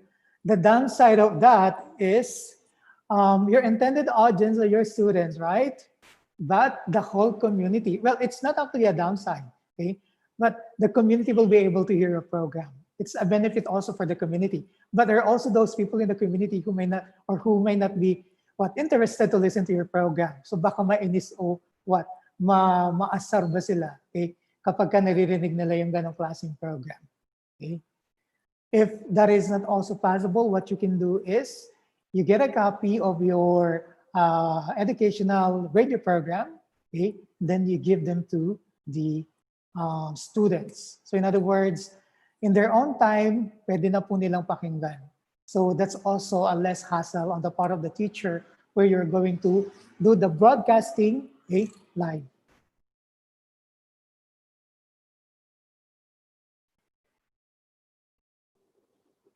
Thank you so much, Professor Lester Erdan. Well, for Mr. Marvin and Nuevo, that was really a good innovation, your education and wheels program. So thank you, sir, for giving him tips to make that project success. Another question po from EVSU, Eastern Visayas State University College of Engineering, from Sir Rodrigo Baino. He is asking, is this mode of distance learning feasible for engineering students? Sir, what can you say about this? I have limited knowledge about engineering subject. Okay, I only hear people from fellow or classmates who found it very difficult to study engineering subjects, right? So I think it's going to be a challenge for you, okay, to offer engineering subjects over the air, okay? But as I've said earlier, even if it's a big challenge, if this is really the only way by which they can listen or they can be rich, okay, the only way by which our students can reach our lesson, then I think we have to think of creative ways on how to deliver our program, okay? Pero yeah, that's a big challenge. Thank you so much again, Sir Lester Erdan. We must think of creative ways to give our students the best of education from radio. Another question, sir. It says, how can we encourage both faculty and students to use radio over other media? All right. Wow, interesting questions. Well, currently we have a number of options when it comes to media, okay? Not just the broadcast media, okay? Yeah, we are what? I think the motivation would be what are the available media to our audience or to our students. Now, if this particular media or medium is not accessible to them, so what do we do? Okay, so I think, well, sadly, okay, kung meron pong access yung audience natin sa ibang mga media, for example, internet or online, okay, I think it's better to use them. Okay? Or if they have access to television, use television. Or if you are able to produce TV program, okay, audiovisual material, okay, you produce them. Okay? But if not, okay, so we can use radio. Okay? So kumbaga, it's the necessity somehow. Okay, the necessity. Because perhaps we don't have more options or we have limited options. So we are what? Somehow forced to use radio as a form of flexible learning. Paano po natin sila may encourage? Siguro kung alam nila na wala talagang pwede nang gawin, so we can use radio. And another thing, one way to encourage them, radio production is easier compared with other media production. Okay, and as I've said, even production time is shorter. So I think that would also encourage you, okay, to go into radio production. Okay. Indeed. So, using radio to provide education for our students in this humanitarian crisis is a quick and smart solution. All right, another question, po, sir. From one of the SECs from Summer State University, sir. From Sir Jonas Ray Makabangon. He is asking, do you have any advice for visual learners since the radio as an educational tool is more catered for auditory learners? Well, as I've said, if you have an option to go to online learning or audiovisual learning like television, okay, go for it. If your time, as well as your resources, the resources of your school or university would allow, go for it. Okay? But if none, okay, well, sadly, kailangan po natin, pwede natin gamitin ng radyo. Okay? And ang pwedeng may advice siguro is when you write your script, okay, so try to what? Be more creative. Use words that would encourage your listeners to imagine. Okay? So even if they're just listening, okay, so somehow they will have a mental picture of what is being described in the radio program. Okay? So that's why it's important for you to think of words that are the best words to use. Okay? So dun po yung papasok sa script writing. So challenge sa script writing. Paano natin ma-encourage ang ating mga viewers to be imaginative, to be as creative as possible. Okay? Challenging, right? Yes, it's really challenging. Thank you so much, Assistant Professor Lester Ordan. During the COVID-19 pandemic, in resource-lean environments with low penetration of internet connection, radio is really an effective way to reach large numbers of learners whose school systems have been disrupted or halted. And so through Assistant Professor Lester Ordan, we have learned the roles, functions, and relevance of radio education in the new normal. And to award the certificate to our first session speaker is we have here award is the Chad Regional Office 8 Director, Director George M. Colorado, CESO 3. Thank you, and good morning to everyone. Would like to make this award to Professor Lester Ordan. May I read the award? This Hello, are you hearing? Hello? Yes, sir. Okay. Yeah, let me read this award. This certificate of recognition is awarded to Assistant Professor Lester P. Ordan for his invaluable insights, expertise, and service rendered as resource speaker on the topic Radio Overview, Roles, Functions, and Relevance of Radio to Education in the New Normal during the webinar series on on-air learning, Discovering Radio for Flexible Learning on August 17, 2020. Signed, Dr. Dominador O. Aguirre, Co-Chair, Technology, Infrastructure, and Support. Signed, Dr. Marilyn Cardoso, Chair, Technology, Infrastructure, and Support. Signed, Dr. Victor C. Cañeso Jr., President of the Biliran Province State University and Chairman of the Eastern Visayas Higher Education Institutions Flexible Learning Management System Consortium, and signed Dr. Aldrin A. Darilag, Head Commissioner. Thank you and congratulations, Professor Lester Ordan. Maraming salamat din po, sir. At marami pong salamat sa mga organizers sa consortium. Once again, thank you so much to our Regional Director of JED Regional Office 8, Dr. George M. Colorado, CESO 3, and of course, our first session speaker, Assistant Professor Lester Ordan. There you have it, ladies and gentlemen. I believe that your interest on radio education as one of the supports to LMS have been awakened during our first session. And I also believe that you are now ready to know the KBP code and other radio rules and regulations. It is important for us educators to be aware of the do's and don'ts when we go on air.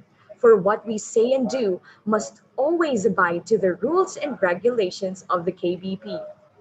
For our session 2 this morning, I give you back Assistant Professor Lester Ordan for the KBP Code and other radio rules and regulations.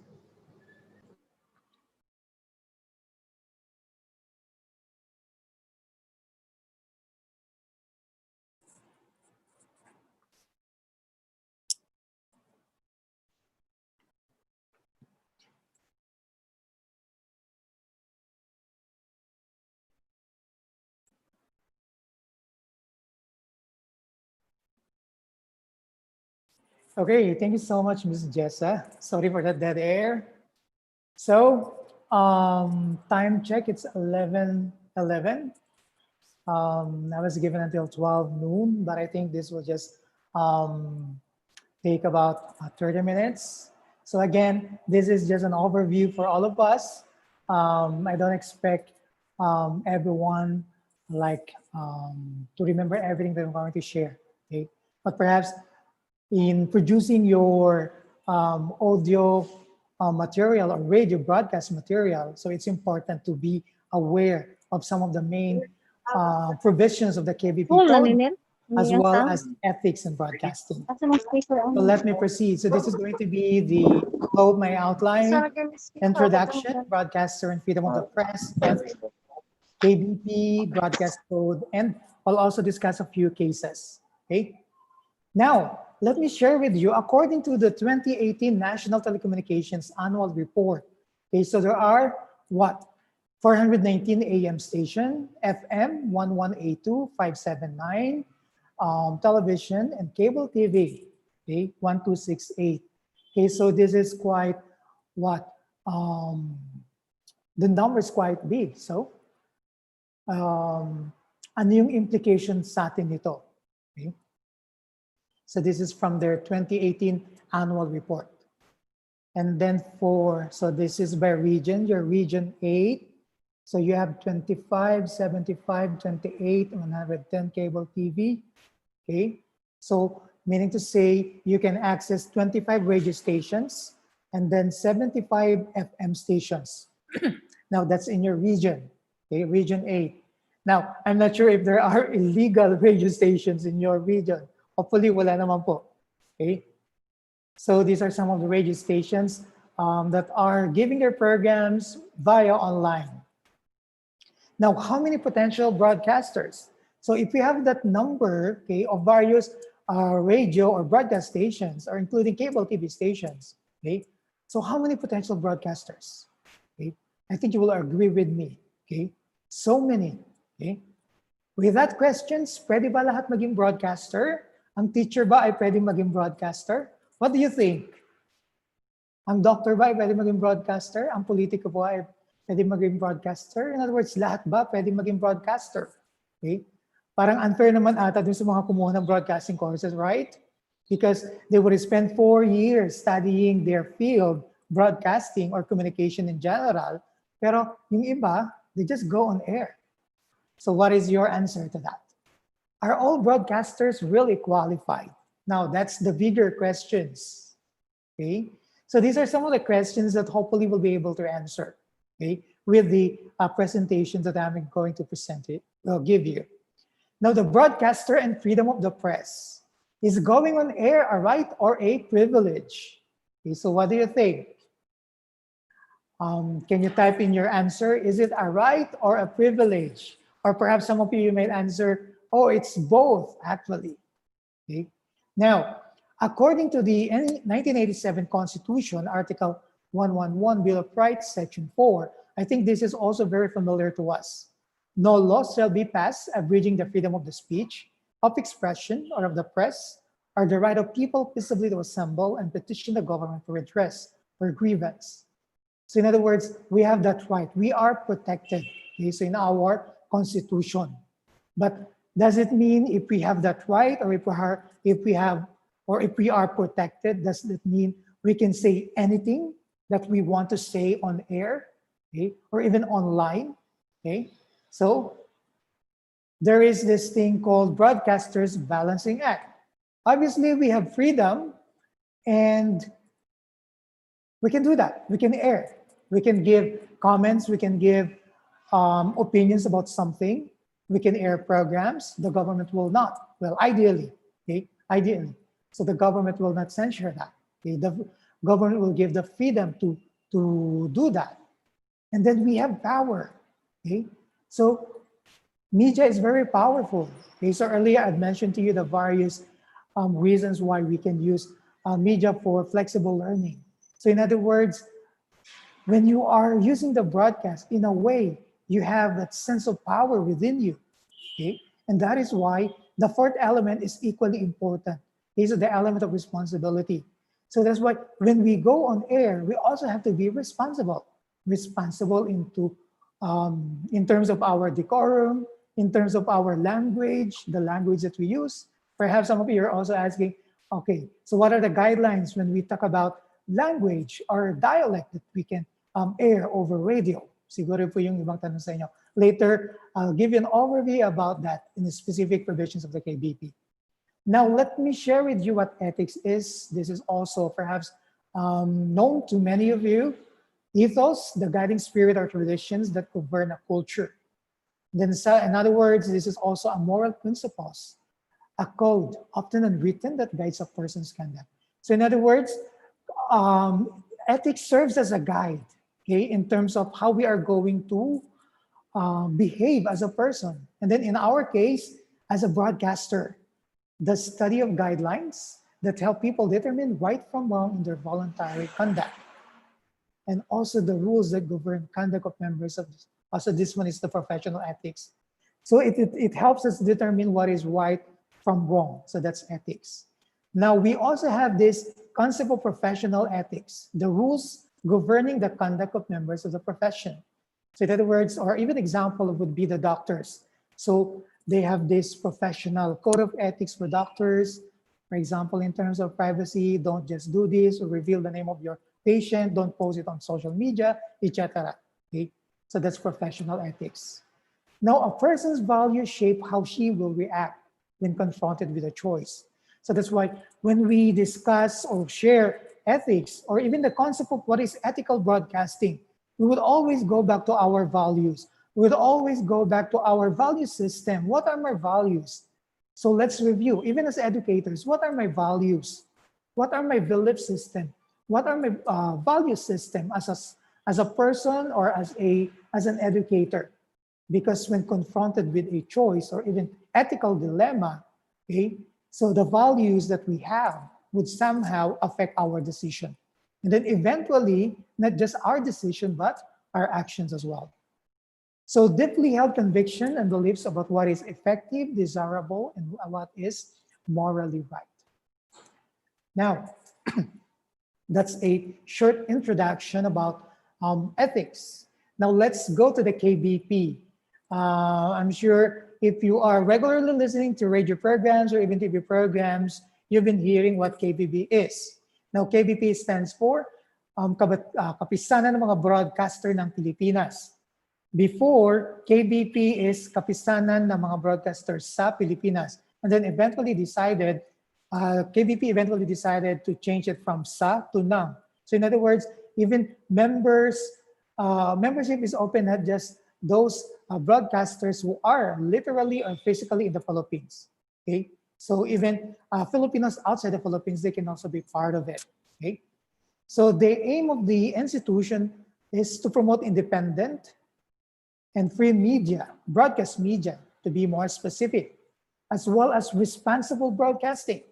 Okay, so I think that's also the reason why we are talking about KBP and the KBP broadcast code, because we want to be responsible when we go on air, even if our programs are what? Are just recorded programs. Okay, we also have to practice responsible broadcasting, enhance public service by broadcasters, advancement of innovation in broadcasting. So yung mga advancement in terms of technology especially. Okay, so KBP plays a big role in that. Development of Philippine broadcasting. Organized in 1973, and then they practice a system of self-regulation or standards for radio and TV stations in the country.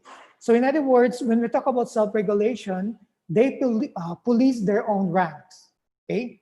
So hindi po sila quote-unquote pinapakialaman ng government in terms of content, in terms of programming, go ahead. Okay? Well, hopefully even your mayor in your area, the LGUs in your area, in your city, municipality, the province, hopefully and ideally, parang they don't mind about the content of, generally, they don't mind about the content of your program.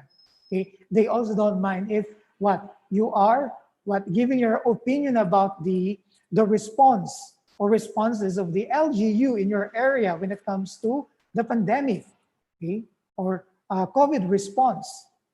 Okay? So they should not police us, okay?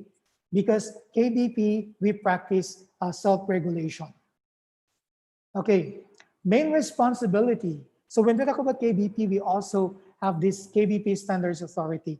Now, if you have complaints about a particular program, later I'll be showing you a specific case or cases, okay? So if you are, for example, disappointed by how a certain broadcaster in your area, okay, talk about you over the air, and as a result of that, pinagchismisan ka sa inyong barangay or in your municipality, now you can complain to the KBP.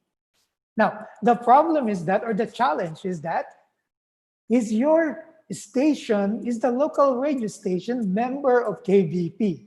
Okay, so I think that's also very important, because if that station is not a member of KBP, well, unfortunately, they cannot enforce their sanctions or impose their sanctions or the standards or the guidelines that they have formulated for non-members. Okay, perhaps you're wondering, oh, is it possible, okay, for radio stations not to become part of member of KBP? Yes po, the answer is yes. Okay, a good example would be GMA7. They used to be part of KBP, okay? But I think more than 10 years ago, they had issue in terms of commercial loading. Okay, so nagkaroon sila ng parang violation, because in the code, it's specified that you must be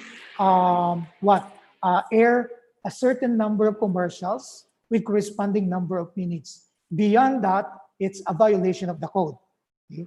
So they used to be a member of KBP, but unfortunately, they left the organization. And then there are also, as mentioned earlier, there are also organizations even sometimes even community organizations, small radio stations. They operate, but they are illegal. Okay? So in a way, they cannot be part of KBP kasi maki-question din po sila ng NTC. Okay?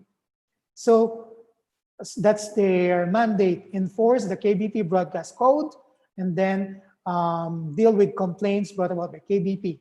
And then accreditation of broadcasters. Now, if you are a broadcaster, okay, you go on air. Okay, I think even those people, even those broadcasting professionals or workers in the broadcast stations who don't go on air, but they their work deals with news or current affairs, they're also obliged or required by KBP to have that accreditation, okay, to take the accreditation exam. So sila po nag-administer niyan. Accreditation of advertising agencies, as well as collection of payments and dues of delinquent accounts. Okay? So ang dami nila mga responsibilities. So they have this number, 13 members, okay, selected by and confirmed by the general membership. Now, FYI, radio and KB, sorry for that. Radio and KB codes integrated into one. So that they used to have a separate code for radio and another code for television. Okay, but in 2006, the top level management conference, okay, during that time, so they've decided to put it into one. So that's why in 2011, okay, so they have ratified the Broadcast Code of the Philippines, printed and presented to the general membership. So currently, this is the code, Broadcast Code of the Philippines of 2007, okay, so that is being implemented or enforced by KBP.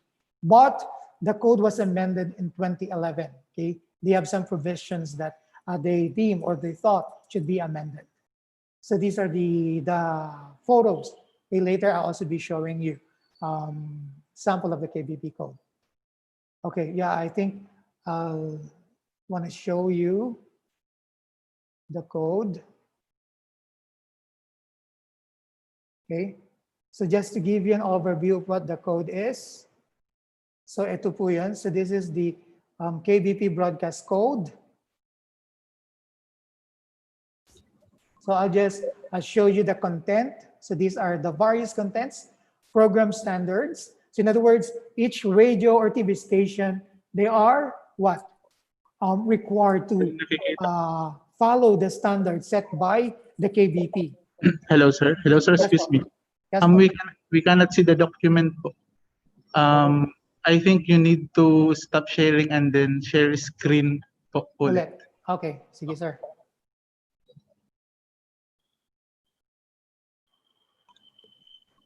Share screen po sir, not window. Yan, sir. Okay na po. Okay, thank you sir. So sorry for that. Okay, so this is just to give you an overview of the code, okay?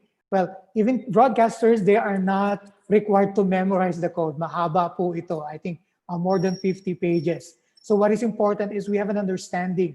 And in our case, as educators who is going to do or produce educational broadcast materials, at least we have an understanding. Ito yung mga sinasabi ng code, okay, that somehow could help us, okay, or guide us in terms of doing our broadcast, when we produce our broadcast. So provisions on news and public affairs, hindi naman tayo magagawa nito, okay, on children, programming, discrimination, okay, etc. Okay, I'll focus siguro, I'll just read some portions. So Article 3, I think starting with Article number 27, okay, or Article 27, on-air language. So please take note, vulgar, obscene, or indecent language is prohibited, okay? So that's why if you have a broadcaster in your area who would say these vulgar words that may offend the community, okay, so you can file a complaint to the KBP. Yes, as an ordinary citizen, as a listener, you can do that. Okay? Well, unfortunately, KBP cannot monitor all the programs. I've shown earlier, there are so many radio and TV stations all over the Philippines. So that is why even the KBP, they encourage the viewers, they encourage the listeners. So please do help us, even educational institutions. Kung may mga violations, sinasabi po nila, tulungan po sila. So that they can also, because once you file a complaint to the KBP Standards Authority, dun po sila mag-start ng complaint. Without the complaint, they won't be able to investigate. So that's about vulgar words, even the use of tanga, gago, which unfortunately sometimes are being used by some of our broadcasters, known broadcasters, right? Okay, language tending to incite violence, etc. Name calling. So mamaya I have an example there. On-air decorum. Okay, so when you appear online, not online, on air or on television, so you must follow decorum. And then qualification of on-air or program persons. Okay, integrity, etc. Okay, so this is the accreditation that I had mentioned earlier. So if you're going to go on air regularly, okay, kapag guest, no need to take the accreditation exam. But if you are going to host a regular program, okay, then okay, by all means, you have to take the accreditation exam. Well, when we did that way back, matagal na po, I think more than 2 decades ago in my case, based naman po yun sa kanilang broadcast code. So relatively, the exam is easy. Okay? So that's the accreditation. Okay, so these are some of the provision of the code. Now,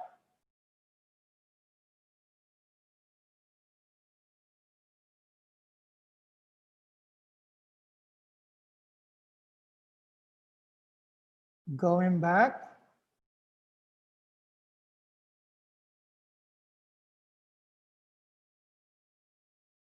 Okay, now I'll end with this and then later yung mga cases. The broadcasting principles. So these are the things that they emphasize as a broadcasting organization. Truth. Hello, sir. Excuse me po ulit. Wala po ulit, sir. Opo, wala po. Okay po. Share screen. Okay na, sir? Okay na po. Okay na, Okay. sir. Thank you. So, truth, sabi ni Christian Amon, mamaya I'll be reading you a quote from Christian Amon for open-mindedness. So we must also be accountable, accountable on the words that we use on air, balance. I think we can also add fairness, to be able to present the sides of the story, not just the two sides, because sometimes stories, they have many sides. Element of responsibility, the authority of the Constitution. Okay? So sabi ni Amon for truthful and not neutral. Okay? As a broadcaster, don't try to be neutral, try to be truthful. Because truthful is being the truth. Neutral can be creating a false equivalent. Yeah, I think that's also very true. Okay?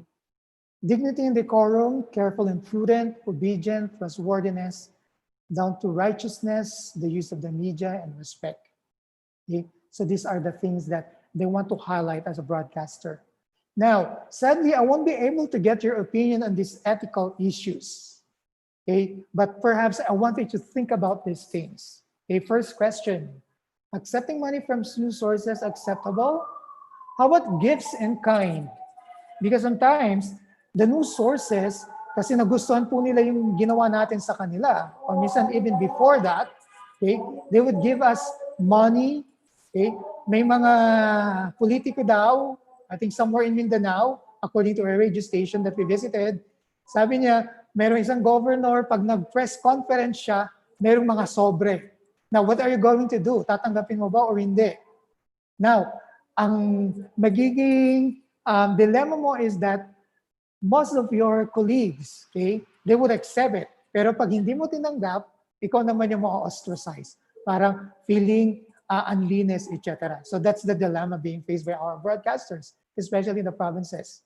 How about gifts? Are you going to accept gifts? What if it's just a token? Okay, things to think about. What if it's Christmas time? What if it's your birthday? Are you going to accept? Okay. Well, some broadcast companies or stations or even media organizations in general, they have policies in terms of this ethical dilemma. Okay. They ask or they inform their broadcasters to accept gifts in a certain, that cost a certain amount only. So in other words, for example, should not exceed 500 pesos. Okay? So may ganun silang mga ginagawa. Beyond that, okay, so they don't do that anymore. They don't accept. Yung iba naman, they accept gifts and then give it to charitable organization or institutions. And then they would send back the receipt, okay, to the politician or news source who sent them their gifts. Ethical for politicians to host a public affairs program? So what do you think? Okay. Sadly, so these are a good way for us sana to interact, pero I won't be able to. We don't have time for that because of the current setup. But I want you to think about this as you begin a journey as a educator slash broadcaster. So in your case, hindi ka naman politician. Okay? Because that somehow affects, okay, your bias on the content of you're going to give. So some of the politicians that we are aware of, some of them they won, some they did not win. Okay. Okay, now some cases. There's this guy, I'm not sure you are familiar with Trending Pinoy, a blogger, a pro Duterte, a blogger. Okay, so way back, I think it was in 2007. Okay, so there was a tweet by Pia Renadio Rappler. I'm calling out DWIC. So this is the radio station for letting one of their hosts, RJ Nieto, as presidential spokesperson, Harry Roque, to throw a hollow blocks at me on air. So this was said on air. Kumbaga, batuhin mo ng hollow blocks si Pia. Okay? Or parang yung sinabi niya. Okay, now Pia said, whether or not you meant it literally, it's a threat. So why is KBP recognized radio station allowing its host to threaten journalists? So what do you think? Is it a violation of the ethical standards of KBP? You can type yes or no. So I'll give you a few seconds to do that. Okay, moving forward. So it says here, Nieto recalled Roque's threat to throw hollow blocks at the critic of the president. Okay? So ito yung exact line. So it's an interview. So RJ Nieto, together with other hosts, they're interviewing the spokesperson. Sabi ni Nieto, pero sir, kahit isang hollow block, magbaligbag naman kayo. Para ano lang, pakagat lang ganon. And then he laughed. Okay? So I think ito yung na-recall ni Nieto that the spokesperson throw what? Should throw hollow blocks to the president. Pero sabi ni Roque, pero dapat pipiliin natin ang target. Okay? Take note, friends, ladies and gentlemen, it happened on the air. Nieto, kasi po ako, si Pia na lang, si Pia Renadio, sir. Okay, so if you are the broadcaster, what will you do? So what she did, she called out the KBP and then cited this violation. Personal attacks, that is attacks on the honesty, integrity, or personal qualities, identified person, institution. So in that case, it's already identified, right? Pia Renadio, institution or group on matters that have no bearing on the public interest are prohibited. Okay, and then KBP found in its investigation that indeed there was a violation of the code. But dun sa code nila, ang penalty lang ni Nieto is reprimand lang. Okay, I don't know if you will be happy with that result or not. Okay, in that case, I think to add to this case, they've also found out that Nieto is not an accredited broadcaster, pero nagbo-broadcast na siya on a regular basis in the DWAC. I think the program is Karambola. So eventually they asked Nieto to take the broadcast accreditation exam. Maki Pulido's tweet, this one happened in 3001. So this was not done on air, but via tweet. But nevertheless, Maki Pulido is a broadcaster, but in a way she's powerful as a broadcast person. Okay? And then she has followers.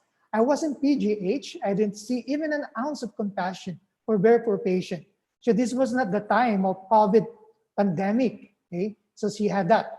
And then there was this person, so I'll read an excerpt, Cherry A. Texan de los Santos, July 11, okay, 2014, meron siyang excerpt sa kanyang post. I only rarely react to news posted in my timeline, but this one hit a nerve. Okay? I've said it once and I'll say it again. The only people who have the right to make callous remarks about PGH are the ones who have worked and stayed inside one of its wards for at least 24 hours. Okay? So you can see the passion, even the emotion of the person.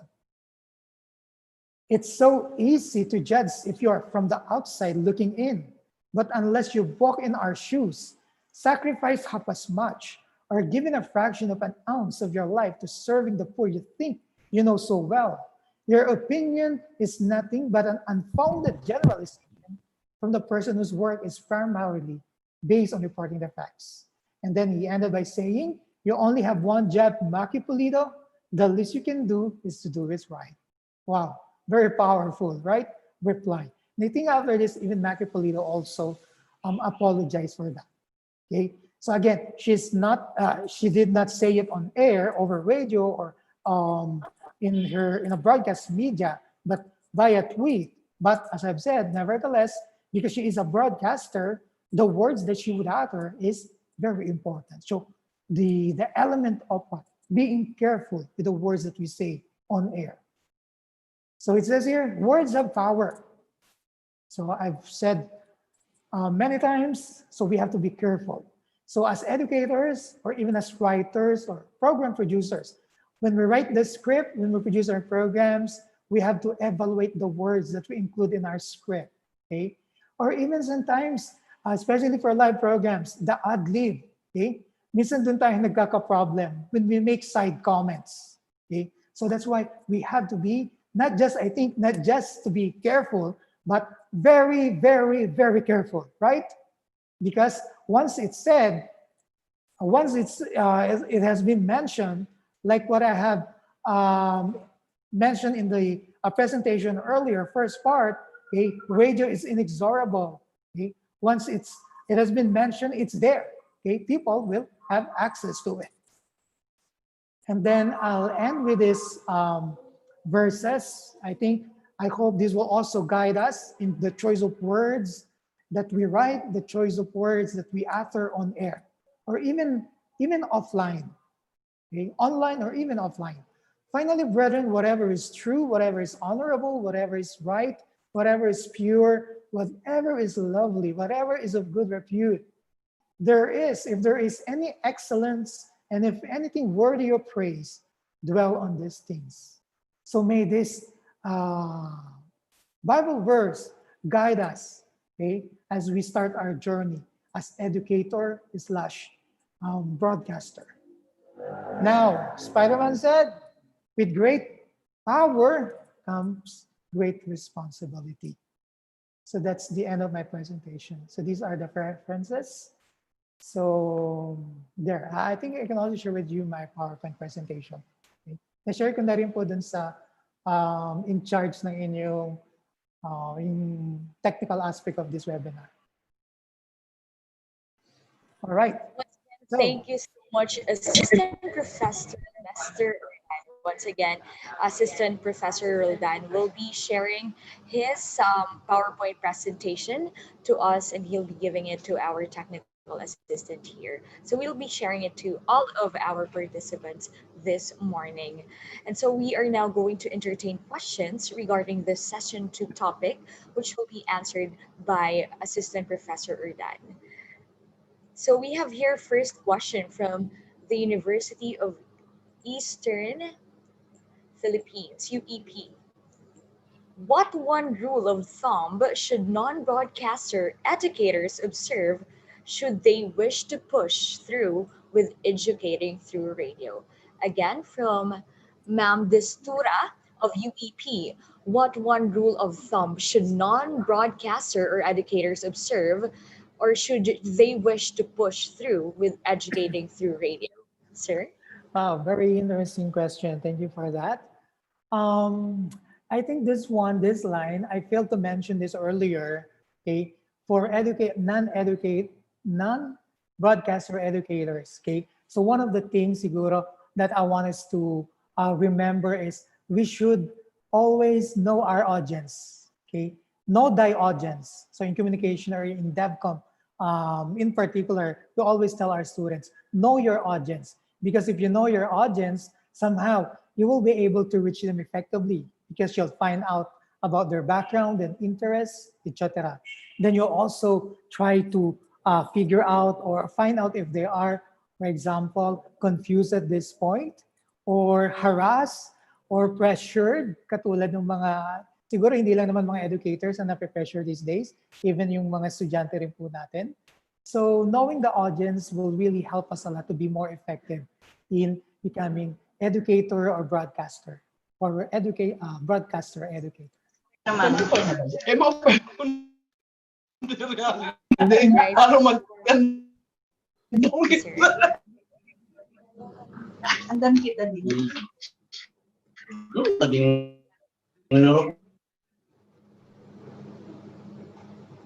Sir, please continue. Okay. All right. So the one rule of thumb that non-broadcaster educators should observe is to know thy audience. So thank you, Sir Erdan. We have another question here from DepEd Summer National School from Mr. Hector Calumpiano. He is asking, in the case of SOA, must the script writer also be the broadcaster, or is there a division of work? Well, it depends of your context. If you have limited manpower, sometimes the broadcaster is also the script writer. Sometimes you also serve as a voice talent. Okay, but your context, if your context, may noise pa ako naririnig. So, but if your context will allow you to have a separate script writer, separate voice talent, or even producer, yeah, I think that would be good. Okay? So depende po sa context natin. All right, so it depends upon the context. Thank you so much again, Sir Ordan, and for Sir Hector for that question. Another question from SLSU Hinanungan from Sir Francisco. He is asking, radio as one of the platform for flexible learning. Is the issue of plagiarism applicable? All right. Okay, so that's also very interesting, especially we are producing materials, right? Okay. Obviously, the answer to that is a big yes. Yes po. Plagiarism is relevant or applicable when we write our scripts. Okay. So that is why we also have to acknowledge our script. Pwedeng sa script, magko-quote kayo. I'm not sure if you have also heard this. Even yung mga radio stations, they would read news report from newspapers. So what they do is they would acknowledge them. Okay? News from the Philippine Daily Inquirer, news from this newspaper, etc. So ganun din po when we write our script or produce our program, acknowledge our source, okay? So as we won't have any copyright issue or violation in the future. Okay? So pwede po natin yung ilagay as part of our script. Ayon sa, okay? Or sinabi sa, okay? Or inilambag ng ganito, ganyan. Ang mga sumusunod ay, etc., etc. So that can be acknowledged right away when we write our script. Okay, so it is important to acknowledge and cite your sources because the issue of plagiarism is still applicable on radio education. Another question, sir, here from Dap and Tacloban from Sir Stephen. He is asking, sir, are we going to go on air? If yes, are we allowed to take the KBP exam for accreditation purposes since the radio program will last for months or regular programming? All right. In terms of answering the question, if you're going to go on air, well, actually, I'm not so sure about that po. Okay. In terms of teachers who will go on air, what I've learned is that you are going to record your program. And then I think depende po dun sa arrangement with the various AM and FM radio stations in the region. So I'm not so sure about the details of that.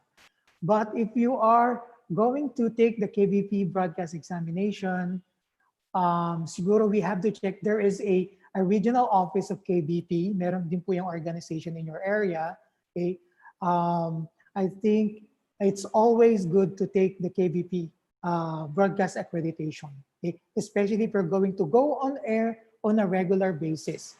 Because the code said, if you're going to go on air on a regular basis, not as a guest, okay? So then you must take the KBP accreditation exam. Pero hindi ko rin po alam kung merong policy rin ng KBP kapag ka short term lang, kasi 2 months lang po tayo. So pwede po tayo magtanong sa ating regional KBP organization or branch. Thank you, Sir Erdan. Another question from one of our YouTube viewers. He is asking, would you suggest to have a school committee who will check if the lesson adheres to the key KBP code? Well, that's a good suggestion, actually. Okay. I think you also have, when you do your script or when you do your modules, there is a technical subject matter expert, right? Then may review for that. And even I think English language committee. Tama po ba? Okay. Yes, I think that's a good suggestion. Okay. To have your script reviewed and then in terms of its compliance with the KBP program standards. Okay. Baka pwede po kayo mag-invite ng mga broadcasters, okay, in your area and not necessarily those from your school, so that these people are already familiar with the broadcast code. Otherwise, kung tayo po aaralin pa natin yung code, yung details po nito, we might find it more challenging, okay, compared when we are going to invite members of the committee like broadcasters in your area to be part of it. Okay? Sabihin na lang po natin, public service na lang din po nila. All right, so that was a very good suggestion to have a school committee who will check if the lesson adheres to the KBP code. All right, so we have another point of information from PIT to Gonon from Sir Leo. I'll be reading. It says, script may contain comments, remarks, and opinions relative to the topic and may be part of the freedom of expression. To evade any liability, schools must refer the script to lawyers or school legal department to ensure no law will be violated. I think that's the comment, no? The suggestion, again, is also very good, okay? So I'm happy that we receive suggestions from our participants, okay? But in terms of practicality, yun lang po yung medyo may encounter nyo na problem. For example, if you have a legal department, I think not all schools, they have a legal department, right? And not all schools can or will be able to to avail the services of the lawyer. If the lawyer, there are lawyers who will be able to do it for free, yeah, I think that's good. Pero if none, okay, so that's going to be a challenge on our part. Okay, ideally, yes, we can do that. Okay, perhaps we should do that. Pero in the interest of time, okay, for example, we are pressed for time, we only have limited time to be able to produce the program. Okay, kung hindi man po legal department, I think it would help to follow the suggestion made earlier. School committee would look into the script, and perhaps partly, baka pwede tayo mag-invite ng lawyer to be part of that. Now, challenge would be if there are so many scripts, for example, in your school, there are this number of faculty members, and all of these will be producing lessons. Just try to imagine with me the administrative board. Bago pa po makabalik ang script sa inyo, baka tapos na po ang pandemic. So yun po yung pwede natin maging challenge. Pero kung kaya, why not? Go for that. Thank you so much. Very clear, Sir Erdan. Well, another comment here from DepEd Samar, Sir Marvin. Sir, I am a KBP accredited po. Anyone who would like to take the KBP accreditation must be connected with a local media outlet po. The station manager will be the one to endorse the KBP officers in the region. That's right. Correct na correct po yan. So if you are a lone broadcaster or not affiliated with any media organization or radio station, okay, you cannot take the KBP broadcast accreditation. So you must connect with your local media outlet. They are the ones who are going to endorse you to take the exam. And they will also guide you, okay, what to emphasize, what to prepare for in terms of taking the KBP accreditation exam. So thank you so much, Sir Marvin Añunuevo, for your comment and additional information. Well, there's another question here. It says, is it also stipulated in the KBP code the checking of the radio scripts to the Instructional Materials Committee? I'm not sure if it's a good news for you. Sadly, no. Or yeah, it's not indicated, it's not stipulated in the code. but it can be one strategy, one of the actions that a local school or university can do to adhere to the program standards of Oh, EB. nanay, ikaw nanay. Okay, so that can also guide us and at the same time protect us, okay, as broadcast writers or script writers or even producers of the program. Okay, and minsan yung mga ano nga po, yung mga broadcasters, they are required to come up with a script. Okay, especially in the community radio station, or if it's your first time to go on air, or you are relatively new in the job as a broadcaster, they require you to come up with a script for your program. Okay? But eventually, okay, as you you get yourself familiar with the industry or the ins and out of broadcasting, sometimes outline will do. Now, that would depend on the type of program that you're going to produce. Okay? But if it's going to be a recorded, for example, an educational broadcast, you have to write the script. Okay. Thank you so much once again, Sir Erdan. Another question from Facebook. According to Sir Shan Saludar from DepEd Samar, I am a MAPE teacher po. Can I ask suggestion po on how I can integrate radio broadcasting despite the fact that the subject requires more on physical movement rather than being verbal? Yan po yung isa, that's one of the topics that I've mentioned that is also a big challenge for radio. Okay? So unfortunately, siguro what you can do po, if there are other MAPE teachers who have done this already or who have already started working on a script or radio broadcast material, perhaps we can network with them or collaborate with them. Okay? Otherwise, wala rin po akong maisip. Okay? Dun sa UP, when we have that course pack preparation, hindi rin maisip ng mga teachers paano nila gagawin yung mga course packs na written, especially for PE subjects. Okay? So baka pwede pong video ang ating gawin para mas maging effective po sa ating mga learners. But then again, it's going to be more consuming on your part, okay? And at the same time, perhaps it will require more resources, okay, to the educational institution. Okay, so for Mr. Shan Saludar, we could just content create the videos for the same MAPE teachers as you. Pero baka po merong, if I may add, baka merong iba dyan, they have suggestions, okay? We have participants, you have suggestions how to do that. So feel free to share po sa ating mga co-participants. Yes, if you have some suggestions for all those MAPE teachers who are watching right now, you can key that in on our chat box and comment sections. Once again, thank you so much, Assistant Professor Lester Ordane. That concludes our second forum for this morning's session. And to award the certificate is the BIPSU President and the Interim Chair of EVHEI FLMSC Consortium, Dr. Victor C. Yasso Jr.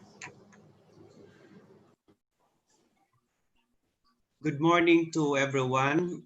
First, I would like to take this opportunity in behalf of the EVHI FLMSC. I would like to take this opportunity to commend the Samar State University through President Marlon Cardoso, and of course with the partnership of the Eastern Visayas State University through President Aguirre for this excellent initiative for our consortium, especially in navigating this new normal and our flexible learning management system in Eastern Visayas. Of course, I'd like to thank and commend the resource persons of your excellent input to this webinar session.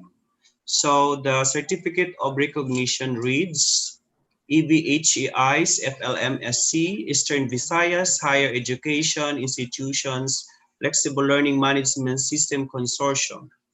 This certificate of recognition is awarded to Professor Lester P. Ordan for his invaluable insights, expertise, and service rendered as resource speaker on the topic KDP Code and other radio rules and regulations during the webinar series on-air learning, rediscovering radio for flexible learning on August 17, 2020, given the 17th day of August 2020. Signed, Dr. Dominador Aguirre, Co-Chair Technology, Infrastructure and Support, Dr. Marilyn Cardoso, Chair Technology, Infrastructure and Support, yours truly, the EBHI Interim Chair, and of course, Commissioner Aldrin Darilag, our brainchild of this EBHI FLMSC. To Professor Lester Ordan, thank you and congratulations. Maraming salamat din po, sir. Thank you for this opportunity. Thank you so much, Dr. Canyazo, and of course to our sessions 1 and 2 speaker, Assistant Professor Lester Ordan. For your attendance/evaluation this morning, please visit the link posted on your screen now.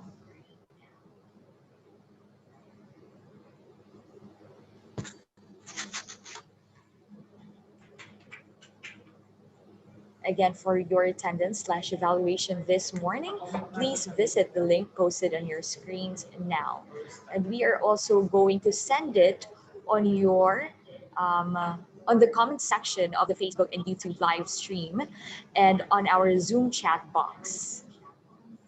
This will be the basis of who we are going to give to these certificates.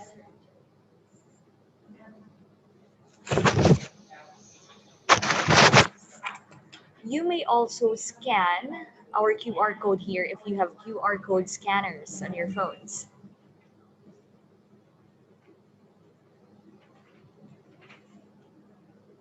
Once again, thank you so much for watching this morning's session.